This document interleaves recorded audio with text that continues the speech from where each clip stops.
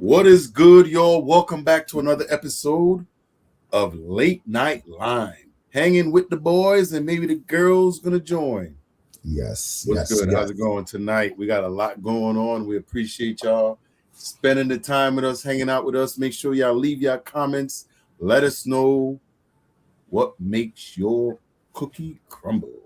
What up, Greg? That was Graham Gumbel, right? Walter Cronkite. Oh, Walter Cronkite make the cookie crumble. Yeah, that was 60 Minutes, right? Oh, man. What's good, man? Listen, this has got to be some of the craziest times in the world. We got a lot going on. Where are we going to start? We talk a little bit, then we hop into it. I got one for y'all, man. I was hoping be here, but hopefully I saved that one for the end. Out there in Boston. Okay. Out there in Boston, social worker. They brought in a social worker for one of the mental case, and he hit him up with a sword. What? I don't even want to go into it, but yeah, I had to bring that one because that's the same thing I was telling you, man. They, All right, well, we're definitely going to keep that one for a little later. Definitely. We're definitely going to keep that one. So, where do you want to start? All right, we can roll into. There you go. Yeah, you can start one and just give us a conversation to go with. Oh my, what's that? What's that song? You came in with the clean cut. What's that song? There's a song. You came in with the clean cut. Only temporary. Hey, can I say something? Speak. Can I say something real quick? Speak. You look like Dr. Umar. What? With that cut. I beg your pardon? Yes, sir. Ball nigga, ball nigga, ball nigga, ball nigga, ball nigga, ball nigga, ball nigga, ball nigga. That song right there. I'll take it. Yeah, you a ball nigga, ball nigga, ball nigga. It looked fly though. It looked fly. Thank you. I only get the haircut on special occasions. Got a cruise coming up, so you look like a young unk. I'll take that too. What line are you going with? Are you Carnival in and out? Going to Royal Caribbean first time. Royal Caribbean. So you're gonna leave the pettiness behind. Is it because you want to hear rap on your cruise? That's why you're not going Carnival? I gotta be honest, I don't mind Carnival. Them Guy Fieri burgers to die for. So if I gotta deal with some fights on the deck while I got my burger, that's fine with me. All right. I mean, I've been with Carnival. I've been with them twice, so I had a great time. You know what I'm saying? I think a lot of time you find the trouble you're looking for when you're looking for it. If you mind your business, things won't happen all the time. You know what it is? I've been on Carnival 2 or 3 times now. I don't want to say you looking for trouble. I think because we've been raised in an urban environment, Carnival is normal to us. Anything you see there is just another day. So, I think it gets a bad rep, but we're used to the things that we see on that cruise line. So it is what it is. Yeah, I think so. Carnival has catered to Black people for a while. Absolutely. You know, and it's definitely fun.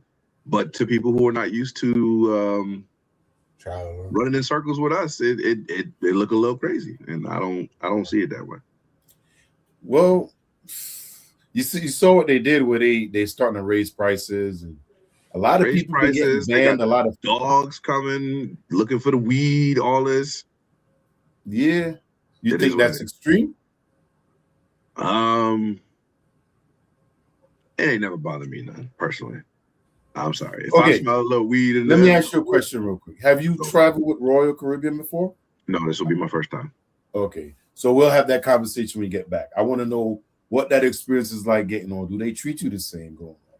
Because I know I got friends that travel with Norwegian and hey, make sure you put these in the tag too. But usually I've never heard of things like that happening over there. That's why I'm asking. And there's a lot of people like us over there too. A lot of them. They just ain't the ninjas that we know from down the street. I will definitely be keeping my eyes open. I did go on Norwegian once or twice. Boring? I liked it. No, I was gonna say ain't got no salt in it. Cirque du Soleil while I'm eating dinner and anytime dining and this and that. Norwegian was cool. That was the cruise that broke me in. Pause. Where'd you go to? Don't be the ass. We went to Bermuda. We went to, oh Jesus, how am I forgetting? Bermuda was one of the biggest things. That kind of perturbed me going there, seeing how small the was damn that like island a 5-day, is. 7-day cruise? It was 5 days that we went. Okay. Why can I not recall any place else? That's not good. It was a long time ago. Okay. Before kids. And you don't remember you had that much jungle juice? Well, what kind of juice you make down there where your folks from? No, they do moonshine with my people from, but I don't partake. My uncle used to do. Okay, what's the drink they make with the moonshine that everybody drink and get messed up and might remember some stuff tomorrow? What's that one called? Jungle juice? Nah. Is it the sweet punch? It was just straight shine. My great uncle George, he used to just make straight shine. Oof. Peel the paint off the car. They don't mess with a man that drink just liquor and water. Hey, he was out there. I remember he used to just always be shouting, Mona Lisa was a man. They used to be like, yeah, Uncle George on that shine again. I'm like, what are you talking about? What? Mona Lisa? Yeah, listen, if you go and ask him, it leads you down the rabbit hole. And I used to be like, he on that stuff. I'm gonna back up from Uncle George right now. They said it was he was trying to. It's something to do with like Jesus or something like that. That's why they say Mona Lisa is like a man, something like that. I mean, I ain't surprised if there's a little bit of truth in that madness. So I'm just glad I ain't taking like that. It's some design thing where they was drawing heavenly figures and they mimic it off of. I can't remember if it's that exact one. I could be wrong, but it's something to do with Leonardo. How whoever created it was copying, something like that. Well, I know that Cesare Borgia was his muse, and so he's supposed to be the inspiration behind a lot of his artwork, male and female. Again, I hope that ain't true, but it is what it is. I've seen it at the Louvre. It's cool. So we're back on Thursday, and we could roll into the next one. Where we going from here? So I got this one for you, Brandon. I've been waiting all day. Most of the clips from today are basically cycle back. In some ways, we're spinning the block. You know what I'm saying? All right. Or it's an answer to something that we touch base on. So let's roll into some of these. Here we go. I'm worried.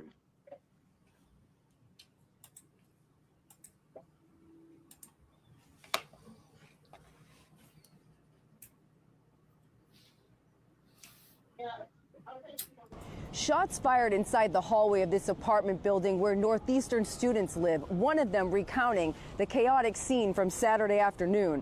Boston Police Commissioner Michael Cox says they got a call from someone saying 4 men with a gun were trying to harm him. That led police to this apartment building in the 200 block of Hemingway. He says the man was undergoing some type of mental health crisis. After talking with him for nearly 40 minutes, they asked him to come out into the hallway. That's when he opened the door, striking a clinician and an officer with some type of sword. Commissioner Cox says 1 or more officers fired a taser and their gun at the man. He later died at the hospital. One of the students says he knew the suspect a little. He was his neighbor. This was the last thing he expected. We eventually heard gunshots, which was scary. It just shines a light on, the severity of mental health and, these acute mental health episodes that these people can be going through. I know that there's concerns around Northeastern, but I think that overall, NUPD, Boston Police are doing a good job at keeping us safe. Boston police say they responded to 2 stabbing incidents in this area in just a matter of days. Northeastern's police chief assures students there is no threat to the campus. The Suffolk County Story of the day. As you'll recall, there's a lot of blue cities that did the whole defund police, and they thought that these criminals were just misunderstood. The illegal aliens, the black criminals, the Hispanic criminals, they're just misunderstood. We need mental health. So they had social workers go in and talk to these violent criminals. Well, one of those social workers in Boston, because they have a very woke, very stupid mayor, went out to talk to this criminal that had a sword. And this social worker used mental health and equity and compassion and empathy and got stabbed. And then the police had to shoot the criminal that was waving the sword. See, this is another example of idiot empathy or suicidal empathy. The problem is this is what they're teaching your children in schools under the guise of social emotional learning and restorative justice. So parents, this is why it's so important to reject inclusion and embrace exclusion and protect your kids, because this is the kind of stupidity they're teaching your kids in public schools. So I added on an extra clip at the end. I debunk everything he just said. This guy's an idiot. Yeah, Shang Tsung got an agenda because that's wild. So I added on an extra clip. It was 2. The first one was the news report, and I add that clip on the end for some reaction. Right? Why you debunked what he was saying? I understood why you added it. It went together good. You know, I understand why this is considered a circle back video, because we had a lot of videos where you wonder if police should be KIA in some of these mentally health people. And here's a worker that was, I'm assuming, attempted to, so my thing is, why they can't shoot him with like, what's those tranquilizers? You remember them things? They have those? Because they hit sue. Huh? That's the reason. Because people sue. Right? You got to remember. So right? Dead man can't talk. Exactly. Ooh. So you remember, once you hit people with non-lethals and certain stuff like that, if they get a medical bill. Well, that's something where the government have to protect you from. Right. That's almost like the resuscitation type thing where giving somebody CPR, Good Samaritans. the Good Samaritan law or whatever it's called. Right. So if it ain't like a hardcore crime, now who pays the medical bill when you got a whole bunch of broken bones, or you tranquilizer doesn't go where it's supposed when you get poisoned? Right. So are we really trying to help this person, or are we trying to just eliminate the threat? Yeah, I did try to when help they him. Go on these calls. Out a sword and stab the lady. I wonder what she said to him. Obviously, she's not a good. Like, shouldn't no. Shouldn't it be like a negotiator? They call a social worker. They did everything y'all call for. They call a social worker. I didn't call for that. Y'all was advocating for these people to come in and help. I'm just saying somebody should be able to try to de-escalate the situation. That's why they brought her out. That didn't happen. We don't really know happen, but sometimes you can't calm Blade down. And so he came out. We don't know the situation. We don't know what we know. We're telling you, hold on, P. We're telling you they call a social worker. Yeah, I understand. But you can't say we don't know what happened. Was it the right one? Obviously wasn't, because she got sliced up. You know what it was? When they told him come outside, he took it as a threat and he responded accordingly. Now, I understand where you're coming from. You're 100% right. But every case is a little different. She might have been able to help the guy that got shot on Blue Hills. You know what I'm saying? But this guy right here, he was already in Ginsu mode. He was like, No. It's the same thing that happened. When they pulled up, homeboy had knife in hand and he was charging the cops. I mean, for the record, they said they were talking to him for 48 minutes before it got to this point. They're trying to do the job. They tried. I mean, that was just a high-head cop. I look at it like, I think the cops had it. They had it Oh no! I'm talking about Blade over here that got pew pew. Oh, well, the one thing about Blade over here is we don't have footage, so you don't need footage. Yeah, you do need footage. Footage changes everything because it kind of tells you, okay, if this dude look violent, like there's a tiger right there, I'm not gonna run up to him and be like, oh, I saw you in the cartoon Lion King, and you're not gonna bite me. You're gonna just look at me and be like, oh, you're so friendly. No, you gotta read the room. Obviously, she didn't read the room. I can give you more context. She didn't read the room, but it kind of like when they opened fire, like how everything went down, like, you know, you got to take it in context. Now, I totally understand with the whole video. They're right. I mean, in this situation, it didn't work. More people got hurt than when they started. Yeah, the lady and the cop got hurt. Who made that decision? Is that a decision that is written in law for Boston? Or was that something that somebody said, hey, let's try and bring him was that his social worker? No, they just called it. So that's what Boston is doing. They're bringing in these social workers to help. Come on, man. We got his social worker. Get his mama up there. You start with his mama. If he gonna ginsu his mama, he don't need to be here. Take him out. Take him out. Bring his mama up there. Go in there, get your boy. If your boy ain't gonna come up, we're gonna ginsu you. That's what we should be doing. P, you run into a next issue. What issue? All right, let me explain to you. There's videos where when they do have family member around, the family member mess up the scene. So I was watching several videos where son, daughter, what they tampering or whatever. Exactly. So I was watching several videos where, like, let me give one with a bank. Wife, husband in the bank. The bank don't want to give him the money. Wife starts going crazy, ballistic. The husband is there. They call the cops. The cop shows up. The lady is screaming to the top of her lungs at the cop. The husband is now protecting his wife. While the cop is trying to calm her down, she is still emboldened because the husband is protecting her and she's cursing out the cop. So it got to the level where it's so irate that he had to now detain her.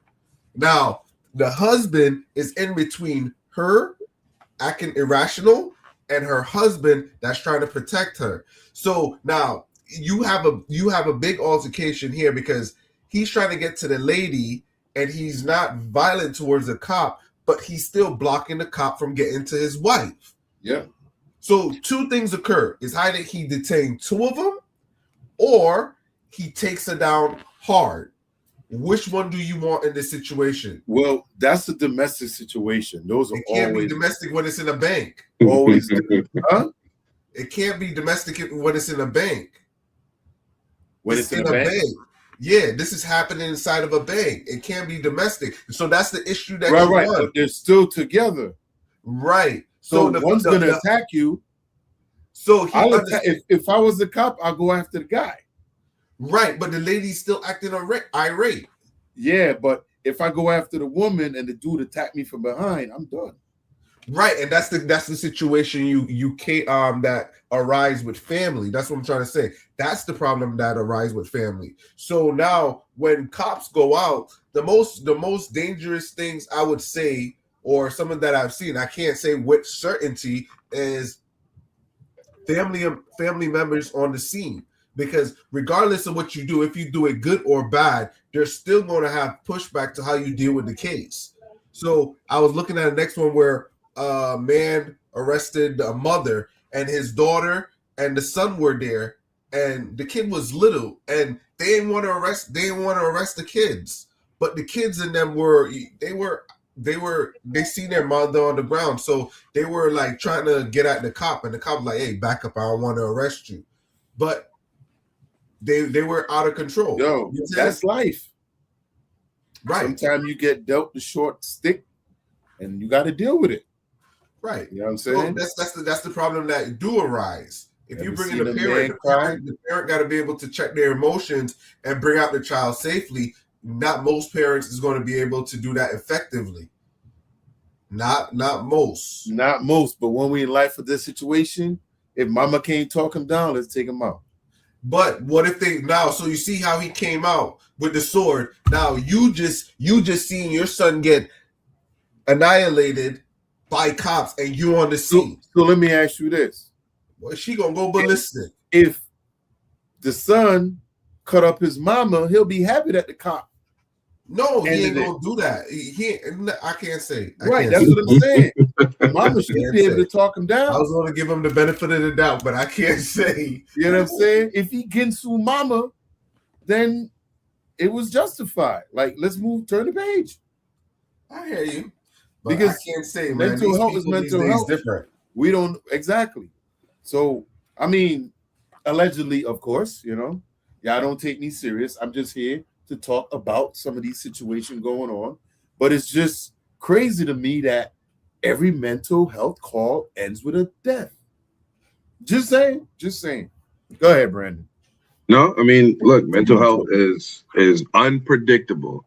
You got people coming at you with swords. You got people walking you down with knives after being told to put it down multiple times, with your sister screaming and hollering for you to stop in the background. So I do applaud the Boston staff for talking to this man as long as they did before it came to the head that it came to. It is extremely difficult in dealing with mental health. And I wish they had them same bean bags that they was launching that old girl from last week when she took the police cruiser. But it all comes down to training and policy. Yeah. Yo, for real. That was hilarious. Mm-hmm. That was hilarious. What I was going to go into was, we rest that one, right? But this one is a good reason why I think it's going to change how the landscape for bringing social worker to the scene. Trust me, because she wasn't expecting that to happen. And well, here's my thing, right? Shouldn't the police have somebody that work on the staff that's trained for something like this, that's in law enforcement, than bringing in what you could probably looks like a civilian into a situation like this? Because this is almost like a hostage negotiator, right? If you kind of think about it, it's somebody who goes in to talk them down, get them out without violence, about diplomacy. And they should have people trained on the staff for stuff like this. You bring in basically a civilian into a harmful situation, and they're not trained for it. She's there only for the mental health part, but she's not trained to defend herself in any way. And I think it's something that they should build on. Yeah, she got hurt, but maybe they should have people on the staff that's trained for situations like this. Because there's clearly a lot of mental health issues out there. So I am not going to deny that mental health doesn't exist. I do know that a lot of people out there do have mental health disorder. But do you think they're labeling a lot of these to justify some of these situations? We're not saying in this case, I'm just talking about overall. Like, are they just labeling people with mental disorder to, I don't know the reason why, so that's why I can't say it. But hey, I am not a doctor, but however, when you see some people do some shit, you're gonna be like, something wrong with him. He ain't wrapped too tight. You could tell something wrong with him. All right, so we're going to stay on the same subject matter. I'm going to roll into the next clip, and here we go. So tonight is probably a little mental health. We're starting early with mental health. So let's roll into this clip. Bust it.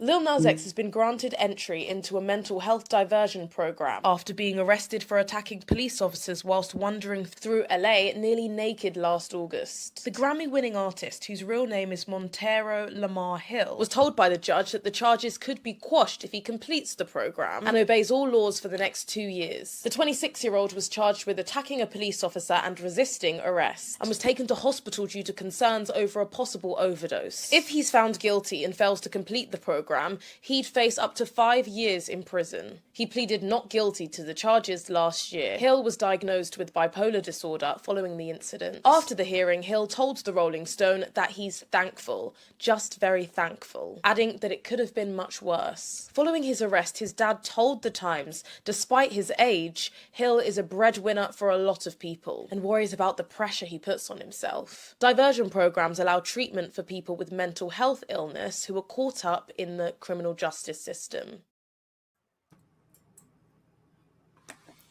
So, Little Nas X. And this is what I'm trying to say, right? That ass is on fire.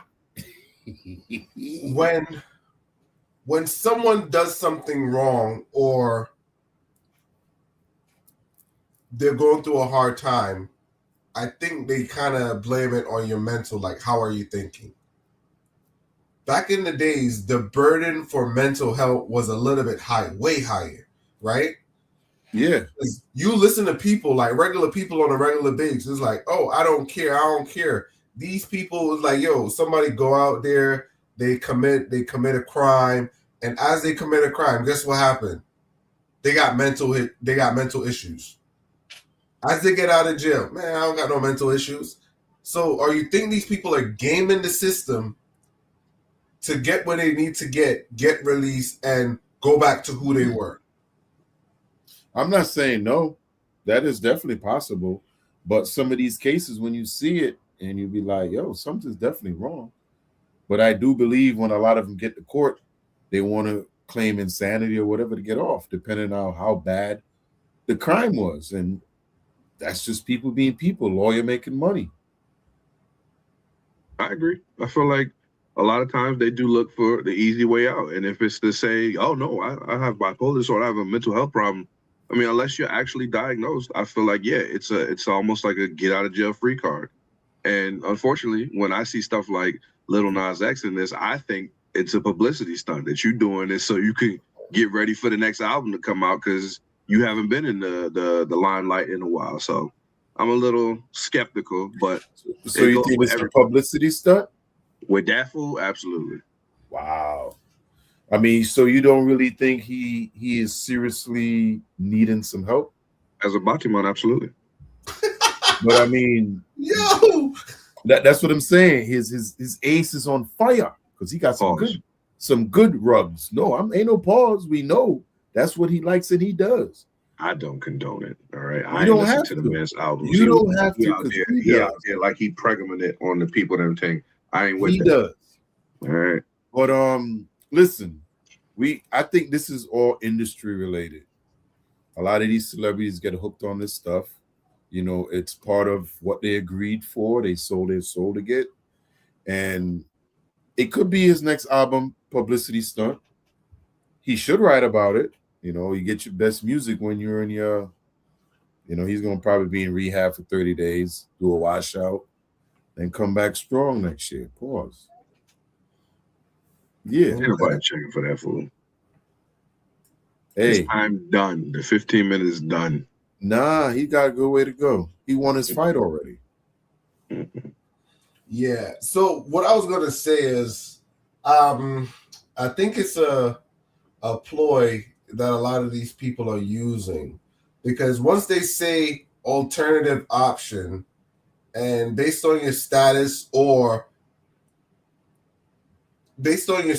and who you are, I think that was my question. Sorry, I had two questions in my head. My question that I was going to pose is, do people really think these people have mental problem, or they're using empathy? They don't want to see someone that they're familiar or someone they like, and they automatically empathize with you and be like, oh, something is wrong, so they automatically push it towards mental health.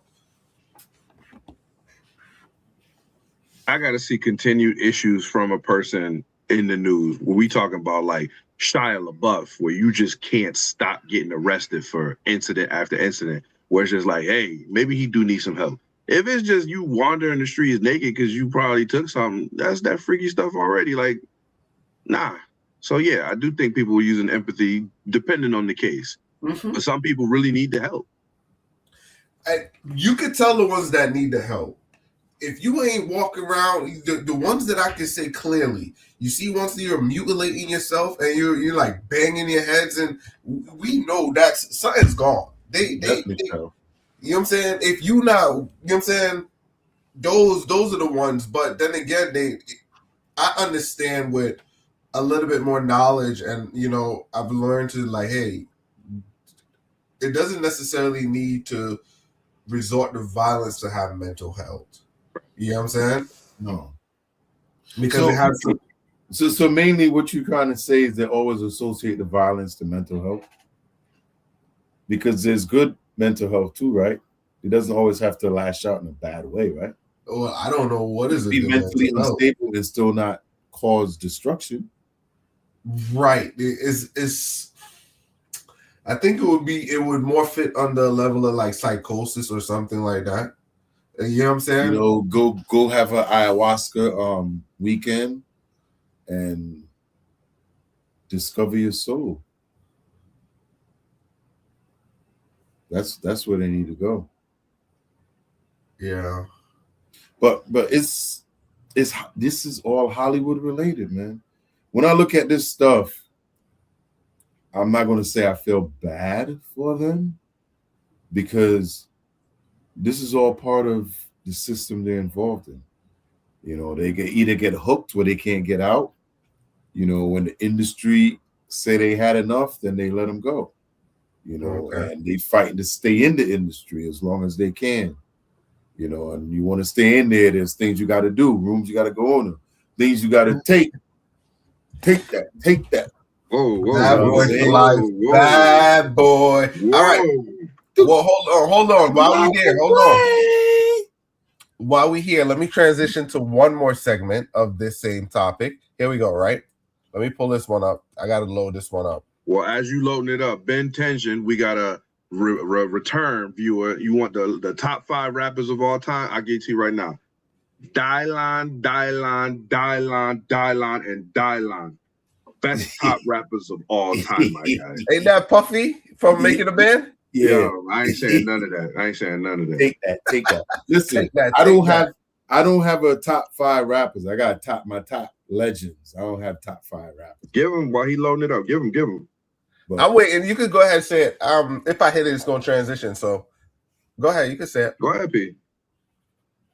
Oh, I just got like legends of people like Jay-Z, Busta Rhymes. That's 2.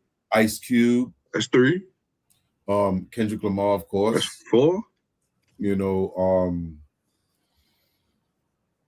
I don't really have a huge list. Bro, what a 5th? Come on. Huh? What a 5th? You want a 5th? You're trying to throw a 5th in there, and when I think about it, is people that make. I got one for you, P. I got one for you. People that make me move. I got one for you, P. You used to listen to Scarface when you was younger. Yo. It's funny. I said it earlier when we was talking. Make a man cry. Yeah, he used to listen to Scarface all has definitely been a legend for me. Scarface and the Ghetto Boys. It's have rappers like there's so many guys out there that's good. There's a lot of good rappers out there. You know, you got the Kendrick. I'm really love Kendrick. Kanye had his time. You know, I got some Kanye albums that will always hit for me. You know, Kanye now, nah. What? Nah. What? Like Kanye's first 3 albums, class. Like maybe even the first 5, classics. So hold on to that. Let me say my 5 and we roll into it. Right here we go. here. Right. Lupe Fiasco. Okay. Missy Elliott. All right. Busta Rhymes. All right. Hold on. Who I'm gonna go with next? Young Dolph and these YNs be crazy, boy. Young Dolph. That was a surprise one. That was a surprise. Who was surprised? You saying Young Dolph? I'm surprised. Yeah, you say Young Dolph. Yeah, Young Dolph, bro. These YNs, man. May he rest in peace, but damn. They different. Go ahead. We need one more. Right? Who's my last person? My last person on my. Oh, I was going to say Rick Ross. Yeah, I like Ricky Ross. After records that you listen to. Yeah. Yeah, the old Ricky was nice. The correctional officer. Yes. Nice. Yeah, Ricky was nice. Ricky had his run he too. wrote a lot of records for people. A lot of records. Damn what he wrote. He is the beginning of authenticity, meaning nothing in rap. Nah, boy, you can't do that to my boy. For me too, I got to throw in Dr. Dre in there because to me, he was I call him the king of the West Coast because he had the best rappers come through that system. But he don't write his own lyrics. Huh? So Ben said his is Eminem. I could see Eminem, Tupac, Travis Scott, Kid Cudi. Travis Scott. No, Travis Scott got a couple hit records. Trust me. That don't make him a top 5. Hey, this is his top 5. I get it. I'm just right. This ain't your top 5. This ain't my top. I'm just saying. You said, hey. You say yours was Dylan. We let you have that. I still stand by it. Let him have his. Go ahead. What's finish reading it? No, that was it. He said Kid Cudi and Snoop Dogg. I don't know about Kid Cudi, bro. What? Yo, Man on the Moon? Yo, Kid Cudi. Hey, Kid Cudi got some hits, my boy. I ain't never listened to Kid Cudi like that. Hey. What? I could give you like 6 or 7 Kid Cudi songs. You gotta listen to them, man. Bro, when they was still, I picked Travis Scott over Kid Cudi. What? Travis Scott like 3 songs.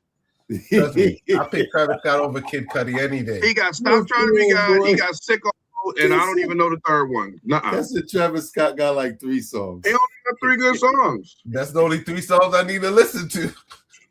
Yo, Kid Cudi been out for 20 years. I can tell you more. I like the thing he did with Kanye a couple years ago when they had the 7 songs. Yeah. I know what you're talking about. Neat. I wish they run more series like that, man. That was dope. Yeah, what's that called? Day and Night by Kid Cudi. No, Day and Night. I love that one. Well, let me play this and you think on the back end. Here we go. Yeah, go on. Was she cute?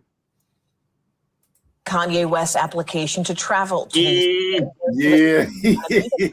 controversial star proposed by Ye was slated to perform despite having a history of anti-Semitic behavior. His participation drew massive fan outrage and even prompted some corporate backers to pull out of that show. The festival is now completely canceled after its organizer initially asked fans to give Ye a second chance on BBC Radio just this morning. We need to be supportive of that and those communities. But at the same time, isn't that the point? I mean, I hear those words, but they will hear those words this morning. You haven't been supportive. They should have forgiveness in their heart, Justin. But you can't tell them to forgive. It's up to them. No, I'm not telling them. I'm asking them. Asking them to forgive. NBC News correspondent Jesse Kirsch is following the latest for us. Look, Jesse, Ye had offered to meet with Jewish community members there in Britain prior to this decision. How are the festival organizers, at this point, reacting?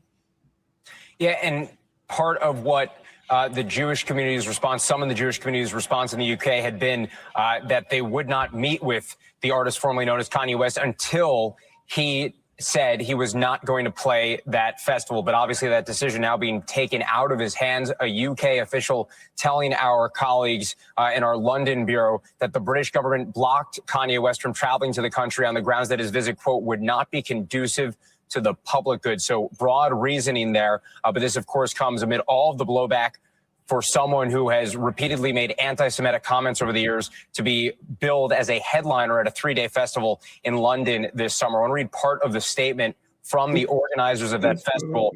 Yesterday, they were talking about how his music is played by so many people. And they're not trying to give him a platform to spread hate, but just for people to hear the music that he's already talked about. But you can see in that statement, the organizers saying in part, as with every wireless festival, multiple stakeholders were consulted in advance of booking Ye, and no concerns were highlighted at the time. The organizers going on to say anti-Semitism in all its forms is abhorrent. We recognize the real and personal impact these issues have had. Okay, a lot to unpack there, Jesse.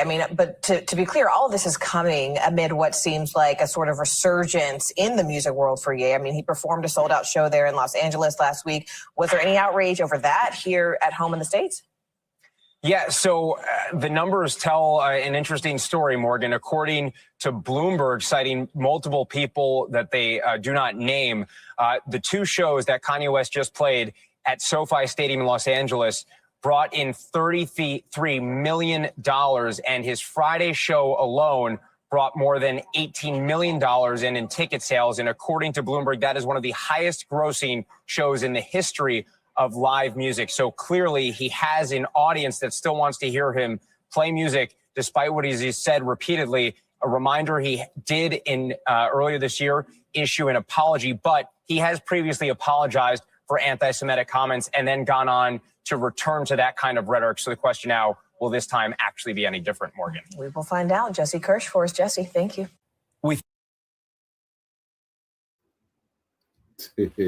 Everything that has breath, praise the Lord. What?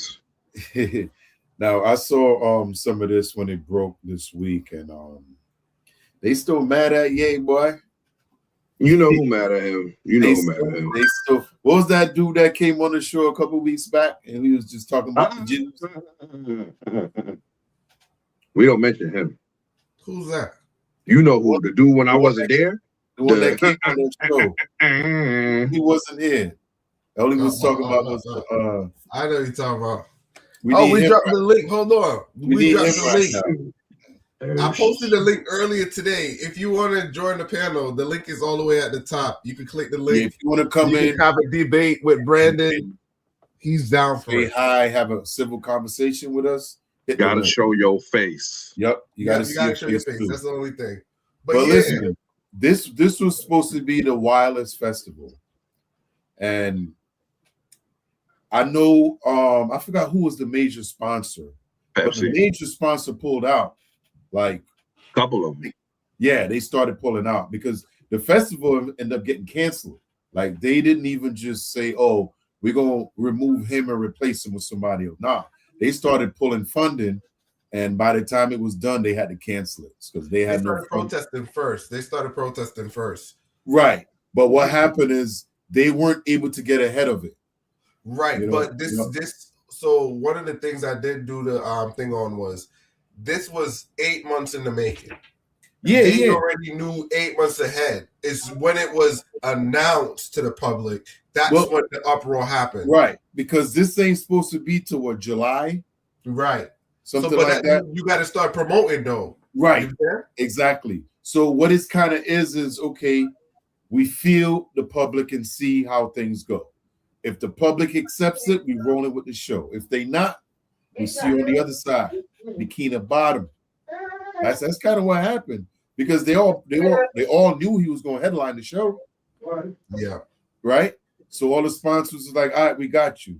But once the public rejected it, and they look at parts of the public rejected it because I tell you right now, my wife was like, "Hey, yo, wherever that concert is, and we gonna go see it."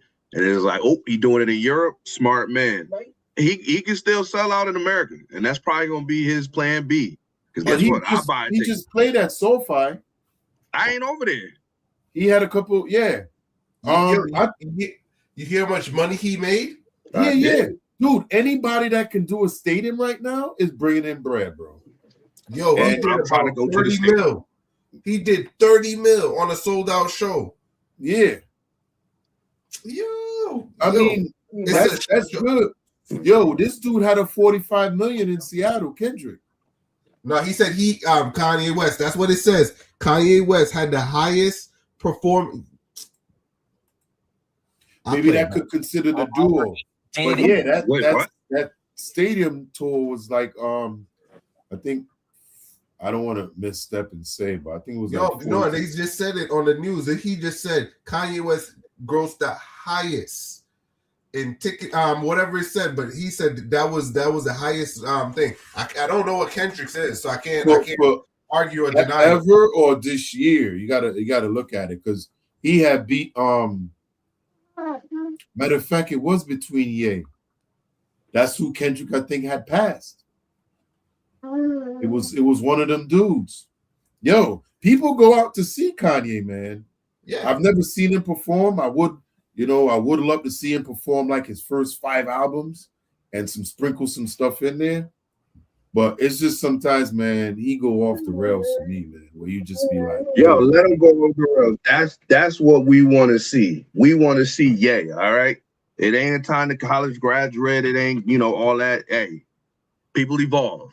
He can still do them hits from before, but people evolve. I want to see all of it. Yeah. I'm trying to see the black. Well, I can't say that word on.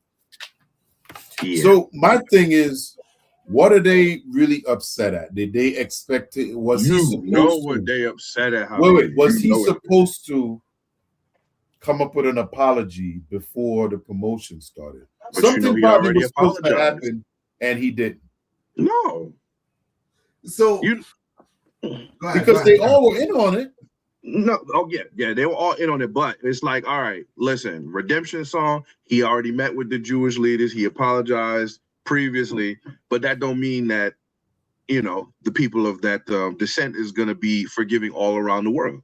And so when some people make an uproar, the people got to follow suit. At the end of the day, I ain't going to see Pepsi. I'm trying to see Kanye West. You feel me? It is what it is. He gonna find a way. So let me ask you a question, right? You had a lot of controversial people from the UK. I can't come up with no names, but they had a lot of controversial people coming out the UK. Mm-hmm. But I ain't even gonna go that route. You know what I'm trying to say? Is it because of who Kanye is, or of course what he stands for? What does he really stand? He stands for black, exceptional, and outrageous, and they can't stand it. Because that's the thing I'm trying to say. Because does he stand for black? Does he stand for black? Yeah, it's Kanye. But some of my plaques they still say Kane. You think so? Absolutely. I thought I saw myself in a couple of them clips, my boy. What you talking about? His surroundings don't represent that. His what now? His surroundings. What do you mean when you say that? What do you think I mean? I want you to flesh. What don't look Afrocentric? Anything around him. I mean, does it have to? I mean, if he's representing black, what are we talking about? Nah, I push back on that because it's like this. You can't take everybody with you. Yo, look how much people. I'm not saying that. Hold on. Let me paint this picture. Look how much black people try to help their own kind, and their own kind are the ones to pull them down or discredit them. So in translation, you saying Jay-Z turned his back on him. That's what you're saying. Man, Jay-Z turned his back on everybody. Just because you got locks don't make you down with the cause. You know what I'm saying? My big brother. You remember the song, My Big Brother? Yeah. But look at Jay-Z's surroundings. What about him? Afrocentricity. What are you talking? What you talking about? Because he look around him is a certain way. Just look at how they move. Listen, just because he looked like the gay painter don't mean everything around him is black. $100, bro. What happened? My man is selling $200 goddamn white tees. That don't represent us. What they got to do with black culture? Because who the fuck who's spending that much money on a t-shirt, on a whitey? Stupid people. Not us. So what they got to do? Wait, who you talking about? You talking about Jay-Z? Yo, so-called the black man. Okay, hold on. Black. You said he's selling $200 white t-shirts? Man, them cost like $100, $200. And that's all right, because you know what? It's still part of the black culture, because at the end of the day, yes, we're not buying it, but he capitalizing on the people that are. But no, all right, let me tell you the real reason, right? So P, you complain about a $200 t-shirt, but people will go to East Saint Laurent, Prada, Gucci, Fendi, well, not Fendi, but you'll go to all these high-end brands and spend $1,000 on a t-shirt, $2,000, $3,000 on a t-shirt, but you complain about a $200 t-shirt. Yeah, when the black man selling it, it's a problem. P, what you trying to say, my boy? Crazy. I get you on that. It be your own people. What I'm saying is the people he's marketing his stuff to isn't us. What do you mean? You could buy it if you wanted to. I'm not saying some of us can't afford it and they don't get it. It sounds like you saying you can't afford it, though. Okay, He just like this whole Diddy thing. They come back over here when they in trouble and they need help. They go back to the hood. That's when they show up. But when he was a billionaire, he said billionaires don't wear chains anymore. You don't need to. So yeah, you don't need to. What's the problem? He's trying to teach you financial management, sir. You're a billionaire. Okay, what's the problem? Well, he lost some money ever since he did the anti-Semitic stuff. He lost some money. What did he say? He also made a lot of what money. did he say that was anti-Semitic? Actually, he went. Remember that rant he went on when after he lost the Adidas contract and everything. Saying, what did he say that was so anti-Semitic? We ain't gonna get our show blocked, so we ain't gonna go into detail. But y'all need to let us know down in the comments. I know y'all know about this case when Kanye went. Now, I remember when that happened, we did say he might have been a little mentally, healthily. That was the point of this thing, but we got sidetracked. Yeah. I mean, this whole, the three of them, it's all mental health. Yeah, they're all mental health. Now, do you think the UK is right for doing this to Kanye? I mean, is enough? Like, where do we go from here? So go ahead, bro. No, I ain't gonna lie to you. I feel like in regards to Black culture, the UK is not really open to a lot of things. They listen, culturally, it's supposed to be a melting pot. It don't seem that way with how they view and how they consume culture, in all honesty. So to hear that this Black man is trying to come to the UK and start over and do his thing over there with everything that he's been saying and expressing in his music, I'm not surprised that they're not open to it. That's all right. We don't want your chips and beans anyway. So why did he choose the UK? Like, was it a reason? That's where they specified it. I wonder. Well, the Wireless Festival is a big festival too. Maybe that's what it was. The Wireless Festival. So this was my point that I was going to say, right? So in all of these clips, people always advocate for mental health. Mental health, we got a mental health. And even though Kanye West, I guess he was diagnosed with was bipolar and all of that stuff. Yeah, bipolar. So where's the sympathy and the empathy in that situation? You see, all three clips shows that people don't really care about mental health. Well, they say they do. Hold on. They say they do until it doesn't fit the narrative of how they want to see it. So I was right. Basically, all these calls were mental health calls that ended bad. So at the end of the day, how much do they really care? Right, they don't care because it's like this. If he is willing to sit, let me tell you this, right? You see, if I agree with you, where let's say Ye got up there and he didn't make any kind of concession to the UK government to sit down with the Jewish community, I would have said, well, he don't care. They're already saying he tried to reach out to talk to him. Trust me, this is also going to leave a stain on the UK. You get what I'm trying to say?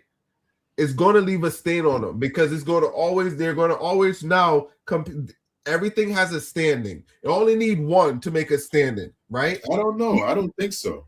Trust me. So let me explain. Right? So, Ye, a billionaire, right? Going to entertain, right? If they kick out Ye and they have the right to block who exit, right? Mm-hmm. So now he could plead to them, and it's he got enough pull to talk to them where they could come to a resolve.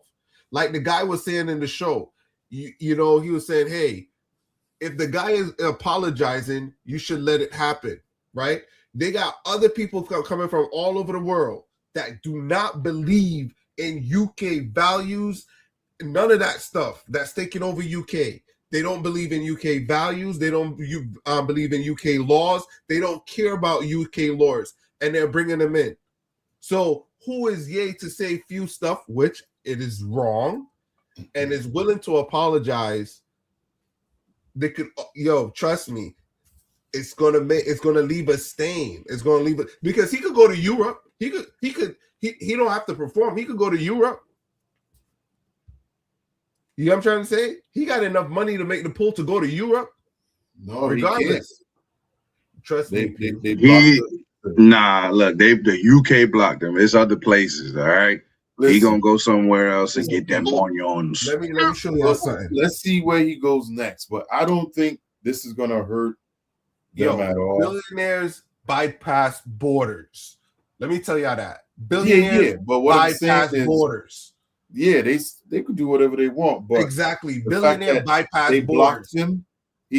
I don't think it's gonna hurt them at all. Trust me. You could go into I ain't gonna put it like that, but you could go into a country, you stay for a week and get out. Nobody know you there. By the time they come to get you, if you're performing on the stage and you're broadcast, you already got evidence. But people go in countries and get out of countries without people even knowing that they're there. Yeah, I know that. But he ain't gonna perform like that, not being legally there. That's what I'm saying. It's a liability. So I get that. But he can still go to Europe.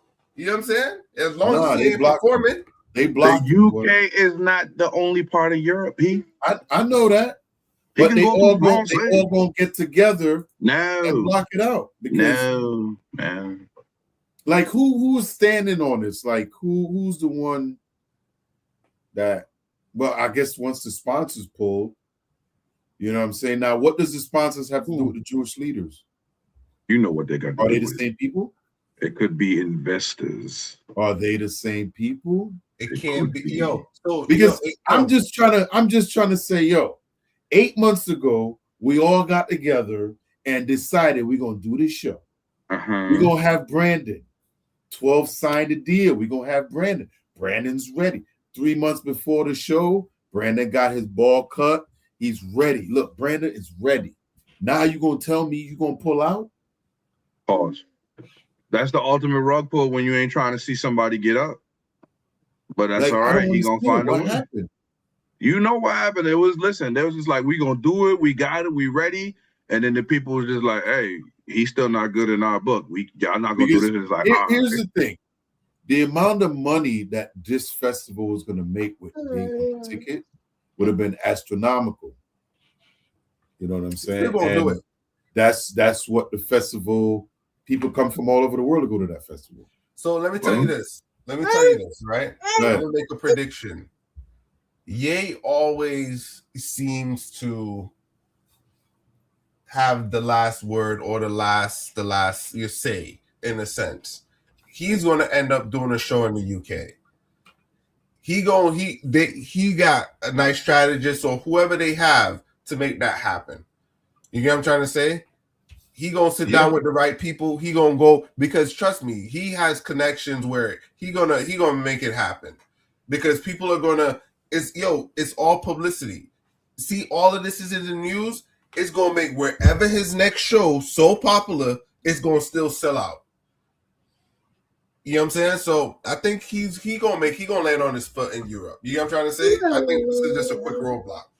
I believe it. If it make dollars, it makes sense. Exactly. And who's gonna say no to money? King Charles need that money.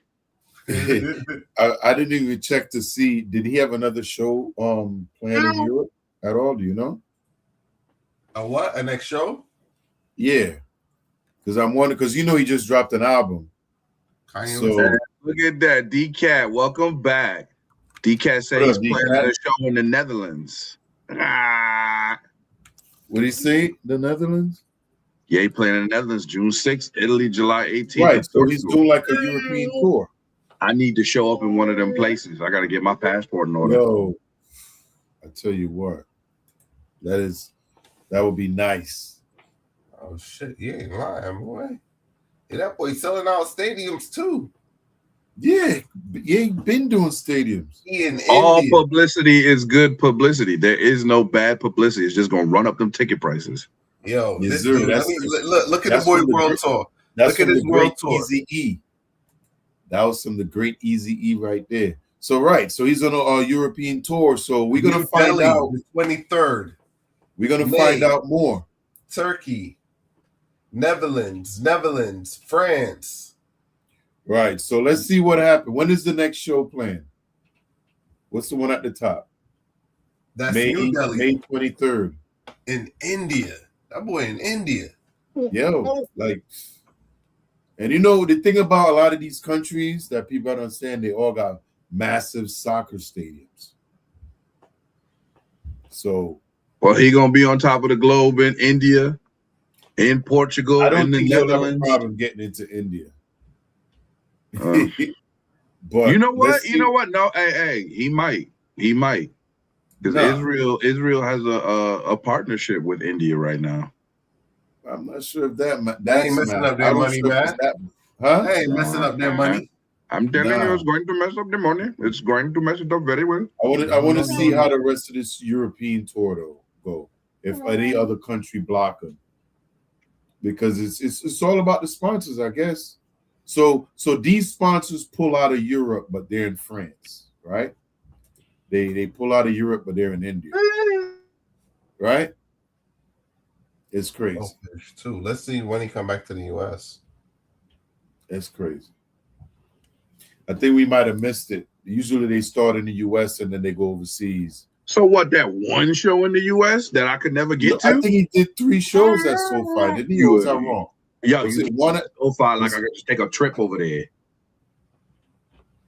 Yo, sometimes you got to do that, man. You got to travel. He got to come to New York, or he got to come to Hartford and go to the People's Bank Arena. Jay-Z doing New York. Actually. Stop talking to me about Jay-Z. Stop it.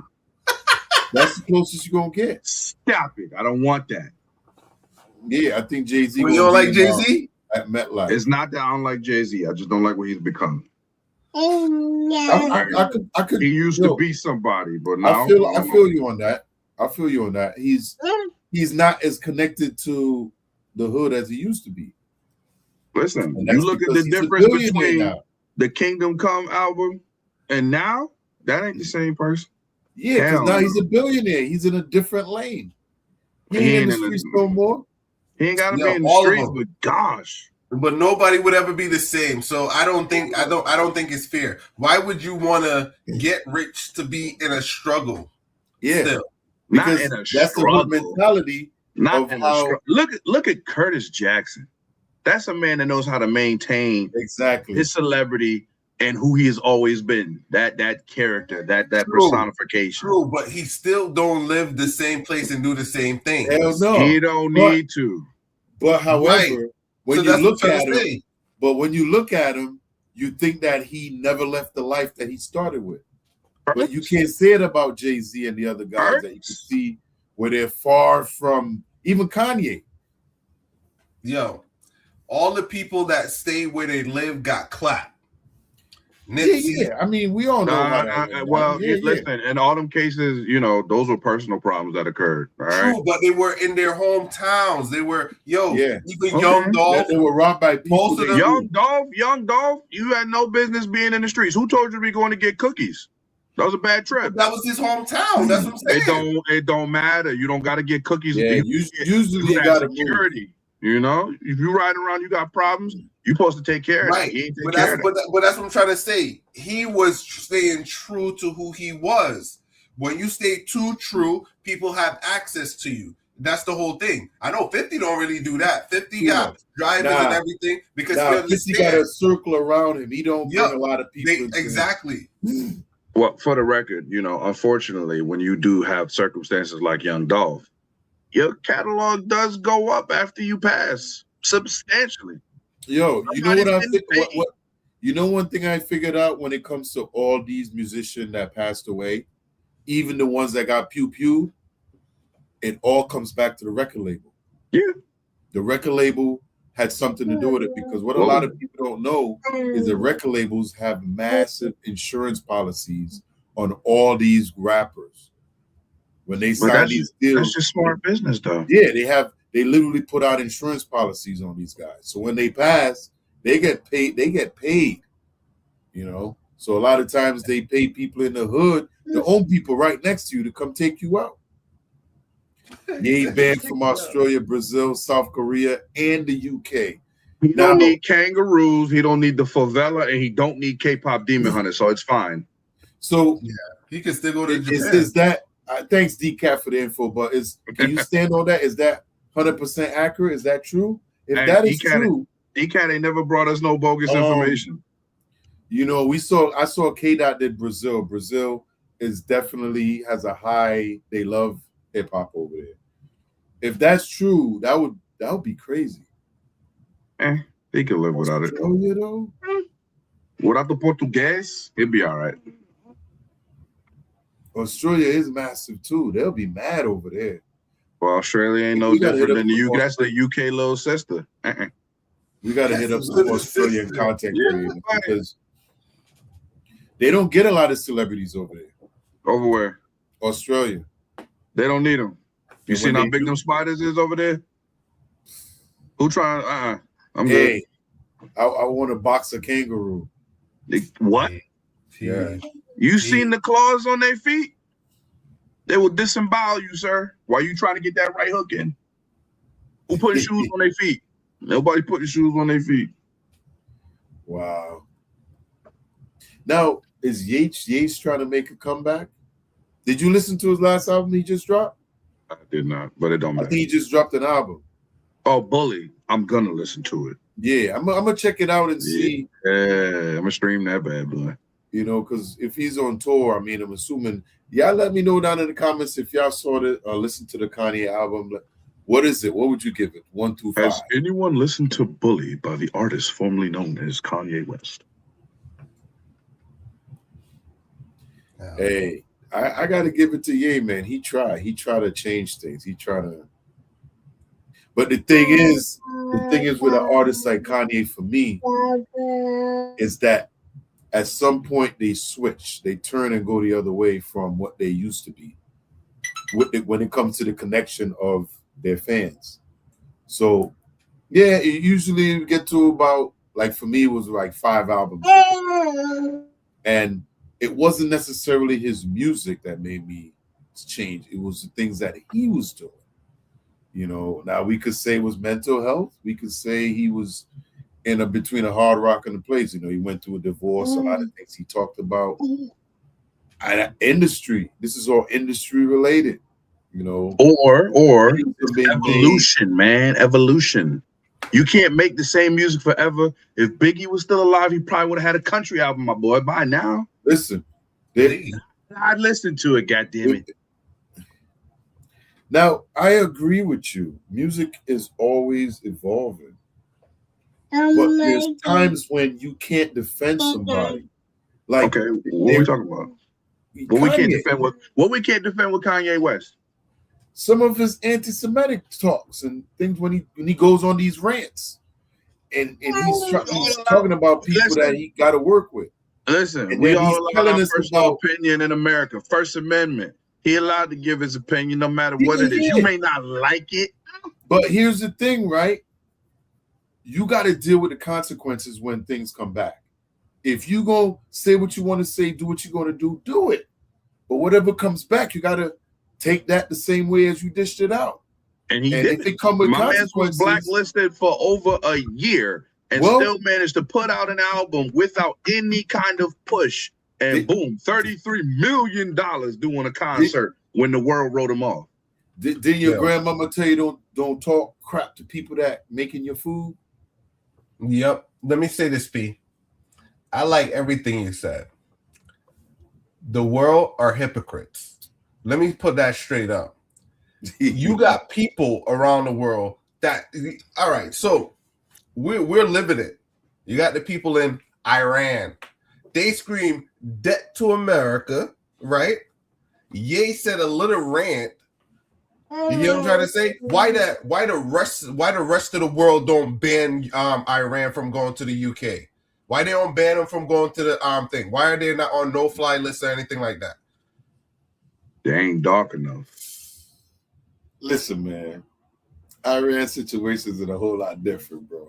I get you, but you see what I'm saying? This is a country speaking ill to America. That was one person. Hold on. That was one person saying something. Yes, I agree. He shouldn't have said, but he's willing to reach out and make amends.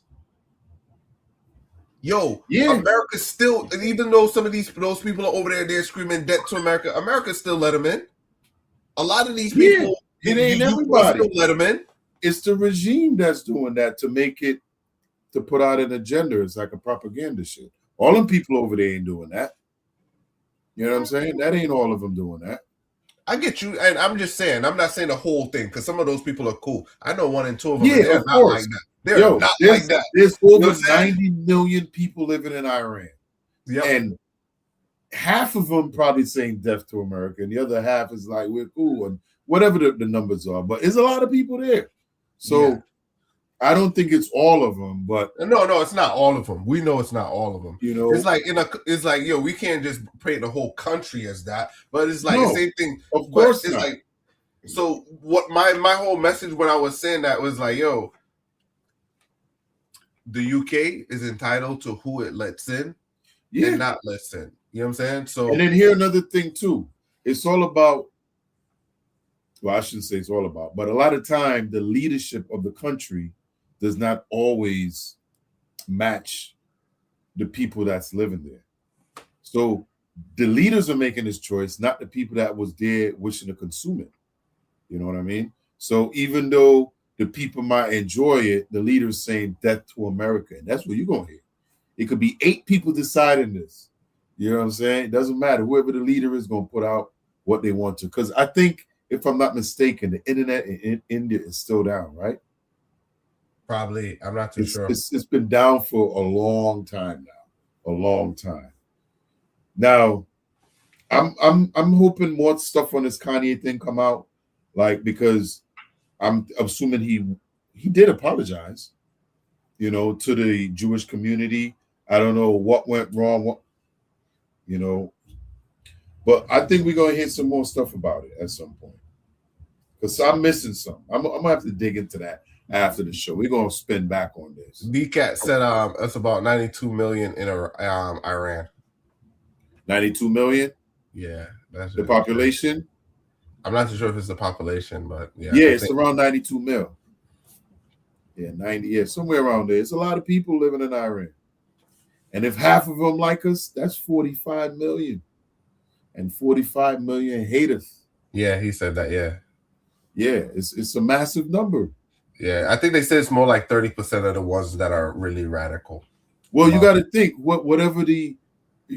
before all this thing happened, right? There was a lot of protests going on over there. A lot. And if there's a lot of protests going on, that tells me that they ain't happy with the regime, because we see it here in the United States with the protests going on. If they ain't happy, they're going to protest. So, bro, they can't. They get off with the slinch. Yeah. About 1,500 of them got unalived over there. You know, I'm not sure what the actual number is. I'm sure DCAT's on it, but it's a high number. It's a high number. Hey, you should make DCAT a moderator too. I think he is. Okay. DCAT is the local what do you call them? The fact checkers. You are much needed in this thing, sir. You are very much needed. Boy, DCAT been giving out facts from day one. You know what I'm saying? Yeah, big up to DCAT. Let me see if I can. Man. Can I do it? Go and block EA, man.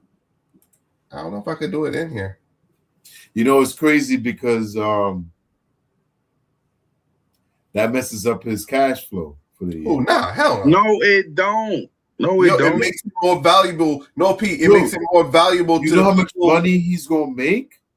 Right, but people are going to travel to him. So all of these but no. What I'm saying though is he was gonna get more money for doing that specific festival, and a lot of the money was gonna come from the promoters and the people that pulled out, the sponsors. You know what I'm saying? Like this was. Find out what the number was that he was going to make on the show. It don't matter. It does matter. He's going to make that and then some, because the new ticket prices for the places that are are going to be even more expensive. So you want to spend $2,000 for a Ye ticket because he missed the last show? To support the black man, absolutely. Are you spending $2,000 in my $200 white T-shirt? I do. You paying $2,000 for the nosebleed? Listen, Dr. Umar Jr. is down for the cause, my boy. I'm gonna be on the floor seats for 20K. All right. All right. Well, we're gonna make sure there's some snow bunnies out there too. Whoa. I beg your pardon. Get the snow bunnies out there. I beg your They want to see Kanye West too. And well, you know what? Listen. His wife fine in the mud. Love ain't got no color. If you fine, I'm fine. You feel me? For real. Bianca. They need to make some babies, goddammit. Hey. Free, yay. From what? From what?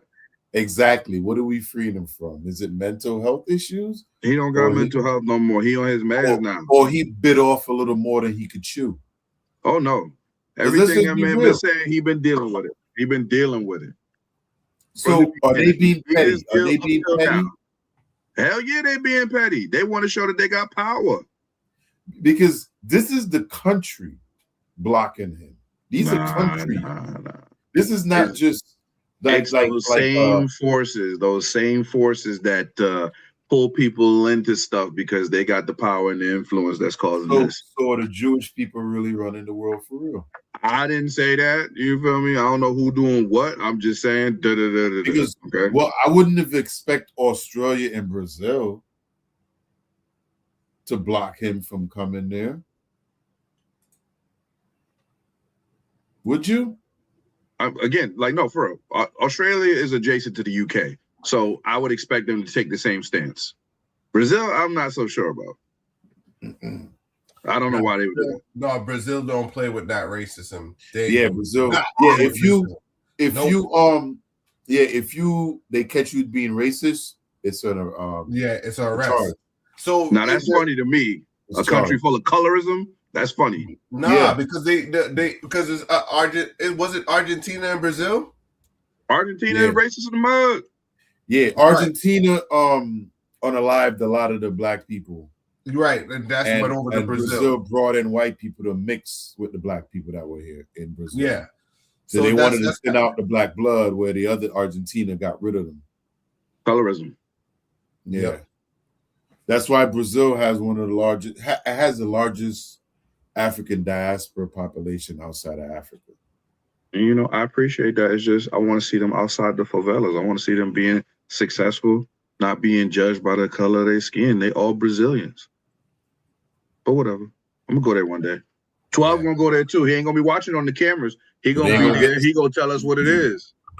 The line with the show. So hold on. Let me make a public service announcement. So guys, we're going to be sending out the fun basket. So we're making the announcement. We want to make a trip to Brazil. We have the Line with Us crew. We 6 deep. We trying to start that fun to go to Brazil. You know what I'm saying? Spread the word.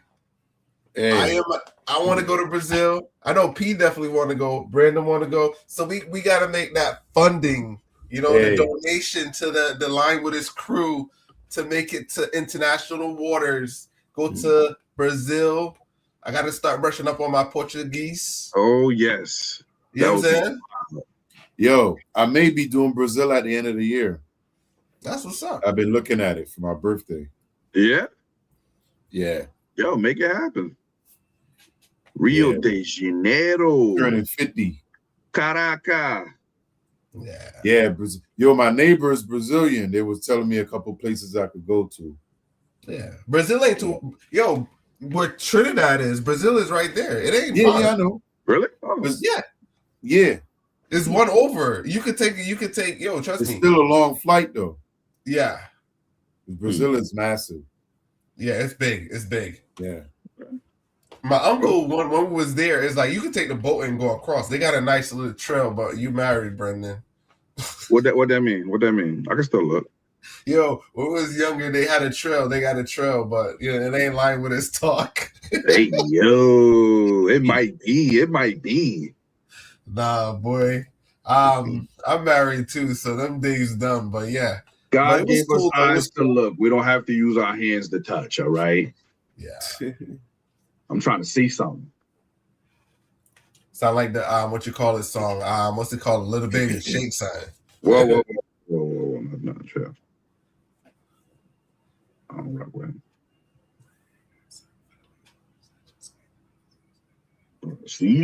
Brasil. So let's do one more segment. Go ahead. We could do two more. I had some good ones tonight. I know Kanye, Nas X, and the dude with the Ginsu knife took up majority of the night. You could run through a couple if you want. All right, we got time. We got time. We could do like a pitch fire or something. All right, cool. So let's run through them. There we go. All right, let's go. Let's go to the live show now. Cool. This one for Toya. If she up, she could watch this and hit it in the comments. Toya, Jen, y'all lied to us, bro. On the dead homies, I'm gonna get y'all next time, bro. Here we go.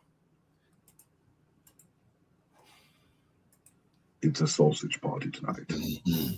Let me remove this one right quick off the stage. Stop. Here we go. I learned how to twerk for a man who's half my age. I'm 55. And I'm 29. None of these young girls can compete with this. I'm from America. He is from Jamaica. My beautiful Jamaican man, oof, he makes me feel young again. She thought it was a joke when I slide in her DM. People saying I'm only with her for the green card, but they're wrong. What if he actually loves her with 3 question marks? Now, whose grandma is this? Come and get her, please. People say that I'm a grandma, but let me tell you, I be bubbling, twirling, getting it all out. Get it, let's go. Today, Javar's best friend Asha is coming over. It's going to be interesting to hear what they have to say. So I saw them and I was like, ooh, of course we could see that Kim is way older. I want to hear what's your concerns. Be honest, tell me.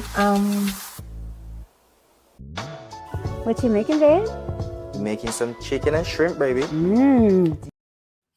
So that was the first clip. That one goes on for about 7 minutes. You know what I'm saying? Oh. Ebony and Ivory. Man. Age ain't nothing but a number. Age ain't nothing What's your thoughts, Brandon? Man need him green card. He need him green card real bad. Because Granny look way older than 55. Now, Granny lying. Granny she was closer to 59. 60. He was 29. Granny now, old. She actually looked good for her age. No, she don't. That chick round like a boulder. 59? Wasn't she 55? No, 59. 12, she's 55, right? 55. She was 55. He was 59. 55. Hey, reading is fundamental, my boy. You are hip. Nah, Granny was but crazy. Still, 55? Yeah, she looked nasty. 55. Nasty work. No. She had her stomach tucked in her pants, bro. What It you doesn't talking about? matter. I mean, It does you got to matter. remember, right? We're not talking about dough crack. We're talking about, so for 59, 55, that's good. I thought you lowering the bar. I get what you're saying, black don't crack, but that milk curdle, my boy. I'm just being real. Like, listen, over time things fall. They lay a little lower than they did before. So I'm adjusting the age with that.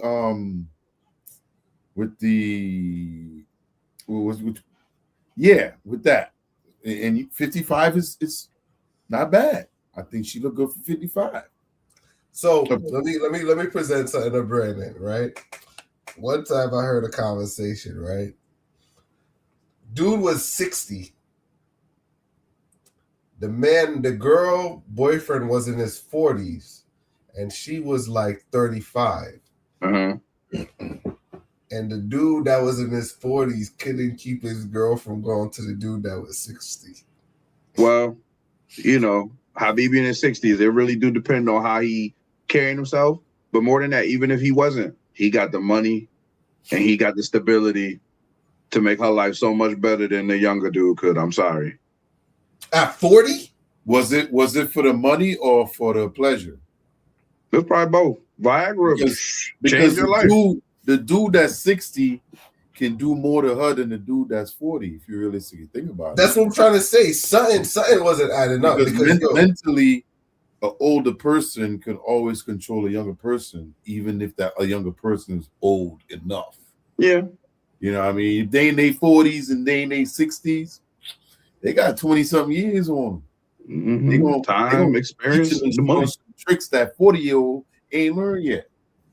This is true. Like what? What you mean? And somebody that's 60 is also at a better place financially in their life. They should be at this point. All of these things are assumption. Right. Right. If you're in your 60s and you ain't financially stable, it is assumed. You might as well just give it up. Yeah, I agree. Right? Yes, you should be. So in your 60s, you should be either about to retire or retire, but you should financially be set, stable. Everything is rolling. So if that situation is very, very comfortable, she's living the dream. You know what I'm saying? Especially if homeboy's single and he ain't got nobody that's spending it. She living the dream. But P, that's the same. But bringing it back to the conversation, it's the same number. She around 35 and he's in the 60s. That's a like 25-year gap. Of course, yeah. I know it's a big gap, but he has the experience to teach and lead this woman. It's the same thing like this situation. Right. That's what I'm saying. It's the same gap. Like you could look at it and say, yeah, he's doing it for the green card. And we see that a lot. I'm sure when his date come up to the green card, he may change. We don't know. Ain't no May. He definitely gonna change. You ain't seen the little top shotter's outfit? He gonna be gone. Bullet. You see a lot of that too. You know, they get their green card and they bust out. So I read one earlier today. It's kind of in tangent or related.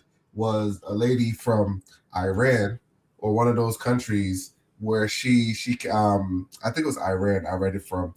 She got she met a guy. This was in recent, like within the war. I think it was a little bit before the war, but she got her green card. No, she met a guy. She came across. She got married, and as she got married, she ditched all of that. Yo, she looked like, well, I can't say hot girl, not somebody I would think, but she ditched all of that. Yo, she looked like, you know what I'm saying, one of them typical, feisty hot girls. You know what I'm saying? It's a cold world out there, bro. You know what I'm saying? It's cold out there. That's why you better off taking them. No, I can't even say that. You know, you got freedom. Make the That's deal. all it is. Make the She deal. got freedom. They're gonna leave. Make the deal. I think they even gonna change that. They probably might change that law. Of course, you know, they go through like you have to stay married for a certain amount of time. Yeah, I was gonna say you see a lot of them 90-day fiance type situations. You got married for fraud, they send you back. Yeah, they do check them on that stuff now more than ever. Yeah, but it's a cold world out here. Y'all gotta be careful. It's a cold world out here. Now, did you ever watch the whole video? Nah. Because I'm wondering how that turned out, because that was his sister, right? Was it, or they said a best friend? That was a friend. Okay. She gonna be honest with him. You know what I could say? I ain't gonna lie. Grandma was more maintained than the damn friend. I hate when people come on damn shows with wig. At least Grandma had her damn full set of hair. Granny dyed her hair before this because she was looking like one of the gold. Which one is better, dyeing your hair or having on a wig? Well, listen. If your wig look good, you look good. They both lies. Granny had the bamboo earrings and this and that. That's fine. She looked good for the show. But when it's off and them dentures come out, green card. Yo. Lights off, Granny. Lights off. Right. You don't gotta have dentures. Granny could have went to Turkey and got a full mouth done.